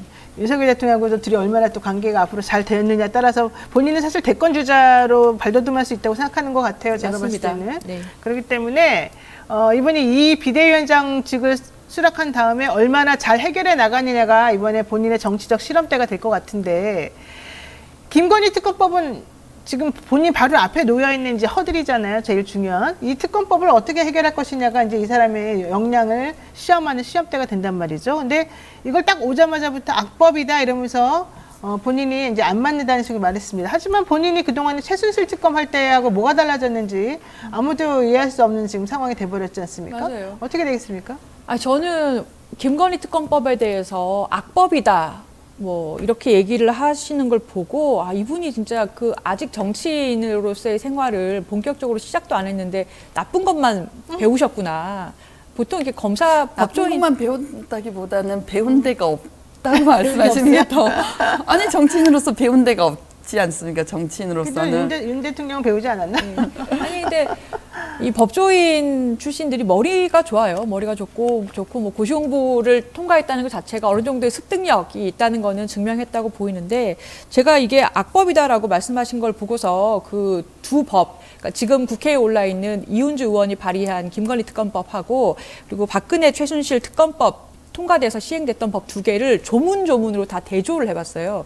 근데 특검법이라는 게 별게 없습니다, 여러분. 특별검사 임명해서 어떻게 수사하고 뭐 어떻게 꾸리고 며칠 내에 수사 마무리해라. 뭐 그렇죠. 70일 내에 마무리해서 2달 내에 1심 맞춰라. 뭐 이런 게 돼 있기 때문에 조문이 다 똑같아요. 똑같고 그 수사 대상 정도하고 특별검사를 대통령에게 어느 정당이 추천권을 가지느냐 정도만 다릅니다. 그래서 악법이라고 얘기했던 부분마저도 이게 한동훈 장관이 본인이 수사팀원으로 참여했던 법이기 때문에 최순실 박근혜 특별법하고 비교를 해본 건데 똑같습니다. 그래서 본인이 그 법에 근거해서 그 당시에는 수사를 하고 막 윤석열 대통령 브리핑도 하고 막 그랬지 않습니까? 근데 이걸 어떻게 악법이라고 할 수 있는지. 근데 이건 우리가 그 검사들의 마인드를 내면화시키면 충분히 이해가 가능합니다. 이거는 이해가 돼요? 네, 내가 할 때는 선하고 좋은 거, 네가 할 때는 나쁜 거. 그러니까 기준을 자기한테 두면 돼요. 법에 두지 말고. 그래서 저는 기자들한테 이제 한동훈 전 법무부 장관이 검사 시절에 그 현란한 브리핑 기술에 대해서 익히 들은 적이 있는 저로서는 더 놀랍더라고요. 왜냐하면은 이제 20여 분간 브리핑을 하는데 정말 쏙쏙 귀에 들어온다고 합니다. 그래서 또 어떤 특징이 있냐면은 이걸 그대로 받아 적어도 기사가 되고, 그런데 좀 더 많이 알고 있는 기자들은 그 행간에서 어디를 봐보면 되겠구나 하는 걸 파악할 수 있대요. 그래서 자기가 알고 있는 정보와 그 청의에 따라서 다른 기사가 또 나올 수 있는. 그리고 또 그리고 마지막 하나는 뭔가 질문을 했을 때 절대 이건 수사 기밀이다, 뭐 공무상 기밀이다, 말할 수 없다라고 말하는 법이 절대 없다고 합니다. 그건 때가 되면 말씀드리겠습니다. 항상 이랬던 사람이 뭐 공보 규정을 두고 악법이라고 한다니 정말 그건 이제 여러분들이 뭐야 우리가 그럼 국정농단, 사법농단에 들었던 그 브리핑은 뭐지? 라고 생각하실 텐데 검사 마인드를 내면화시키면 검사 자신이 할 때는 옳고 선하고 좋은 것, 다른 사람 타인이 하면 나쁜 것, 이렇게 보는 거라고 생각해요, 저는.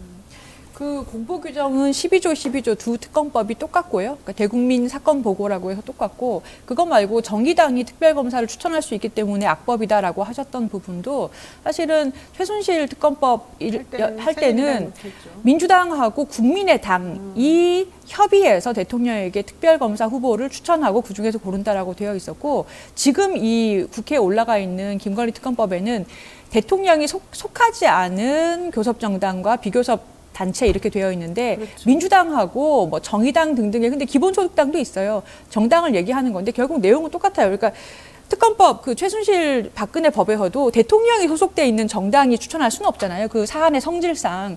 그렇기 때문에 대통령이 소속된 정당을 빼고 나머지 두 정당을 표현했던 거고, 지금 특검법에서도 똑같거든요. 대통령의 와이프에 대한 건이기 때문에 대통령이 소속된 정당을 제외하고 나머지 정당이 지금은 국민의당이 없잖아요. 교섭정당이 민주당밖에 없기 때문에 교섭단체가. 그래서 민주당하고 그 외의 비교섭단체 중에서 추천한다라고 돼 있고, 그게 대표적으로 정의당인 겁니다. 근데 이걸 정의당이 뭐 특검을 추천할 수 있기 때문에 독소 조항이 있다라고 표현하는 게, 이게 일부러 알고 그런다라는 말씀이신 건데, 저는 이 법을 흠집내기 위해서 그런 거다, 그냥 거부할 명분을 찾는 거다라고밖에 보이지 않더라고요. 근데 그 PD 수첩에 나온 이야기지만 이분은 기자들한테 번호표를 나눠주신 분이잖아요. 사법농단 수사 때. 그래서 자기가 예뻐하는 기자들한테는 좀 더 연근, 알찬 기사거리를 주고 그렇지 않은 기자한테는 그냥 뭐 쭉정이 같은 거 주고 이렇게 차별적인 취급을 하셨고 번호표를 줬다고요? 네. 그래서 차담, 면담이란 걸 통해서 이제 기사거리를 주는 거죠. 그러면 그게 특종, 단독으로 해서 나오는 거죠. 그래서 기자들은 한동훈 전 법무부 장관을 경외시할 수밖에 없죠. 왜냐하면 자기를 먹여 살리는 사람이니까. 기자들은 매일 써야 하는 분량의 기사가 있는데 그걸 채워주는 사람이지 않습니까? 그래서 오미사이가 마치 아기 새한테 먹이를 가져다 주듯이 했던 사람이죠. 먹이를 되게 잘 발라준다는 거지. 그렇죠. 그냥 주는 게 아니라 가시는 네가 발라 먹어라 이게 아니라 알아서 그냥 하나씩 그 사람의 특성에 맞게 딱딱딱딱 발라주고 그러면은 그냥 그건 더 이상의 노력이 필요 없이 딱 그거만 그대로 써도 편하게 기사거리가 되고 단독이 돼버리니까 중요한 건 단독이 돼버리니까. 그리고 또 하나는 기자들의 다른 용도를 개발하셨죠. 정보원으로 쓰신 거. 그 이동재 채널A의 이동재가 그렇잖아요. 수사 이전에 그 단서를 찾아내는 밑작업을 시킨 거죠. 그렇죠. 그게 기사가 되는 한편 기사가 돼서 수사를 일으키는 바람이 되고 그러니까 누이 좋고 매부 조카가 되는 너는 기사거리를 찾아줘서 좋고 난 수사 단서를 찾아서 좋고 그래서 이런 기자를 정보원으로 쓰는 기자에게 또 새로운 사명을 부여하신 사람이기도 한데 아 정말 이 나라가 어찌 될지 저는 이민 갈랍니다. 근데 이분은 어쨌든 그런 건 잘하는데 이제 문제는 사람들도 잘 안 믿고 또 정치인들에 대해서는 또 어떤 식으로 이 특화된 정치인을 다루는 방법을 개발할지 이게 사실은 또 조금 궁금해요. 솔직히 말해서. 그거를 잘할 수 있을지에 대해서는 왜냐하면 또 정치인은 그냥 일반 기자나 검사들처럼 그들이 조직 문화에서 항상 접해왔던 그런 사람들하고 성격이 다르거든요. 그렇기 때문에 현실적으로는 좀 안 맞을 수도 있을 것 같아요. 저는 비슷한 맥락에서 비대위원을 누구로 과연 발표할까. 지금 이수정 교수는 한다는 것 같죠, 먼저?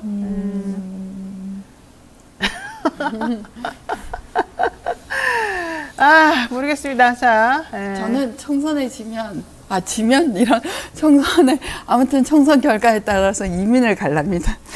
저희 방송 어떻게 하시고 이민을 가십니까? 압수수색 당하시고요. 자, 어쨌든 대통령이나 이 검사 출신들은 자기네 조직 사람이 아니면 잘 믿지 못하는 이 약간 의심병들이 있기 때문에 이번에 한동훈 장관이 그런 것들을 다 걷어내고 본인이 또 정치인으로서 크게 한 단계 성장하는 그런 사람이 될 수 있을지 좀 지켜보는 묘미가 있을 수 있겠네요. 덕담을 해주시는군요. 저와는 달리. 저도 좀 품격 있는 말을 써야 되는데 이게 안 돼.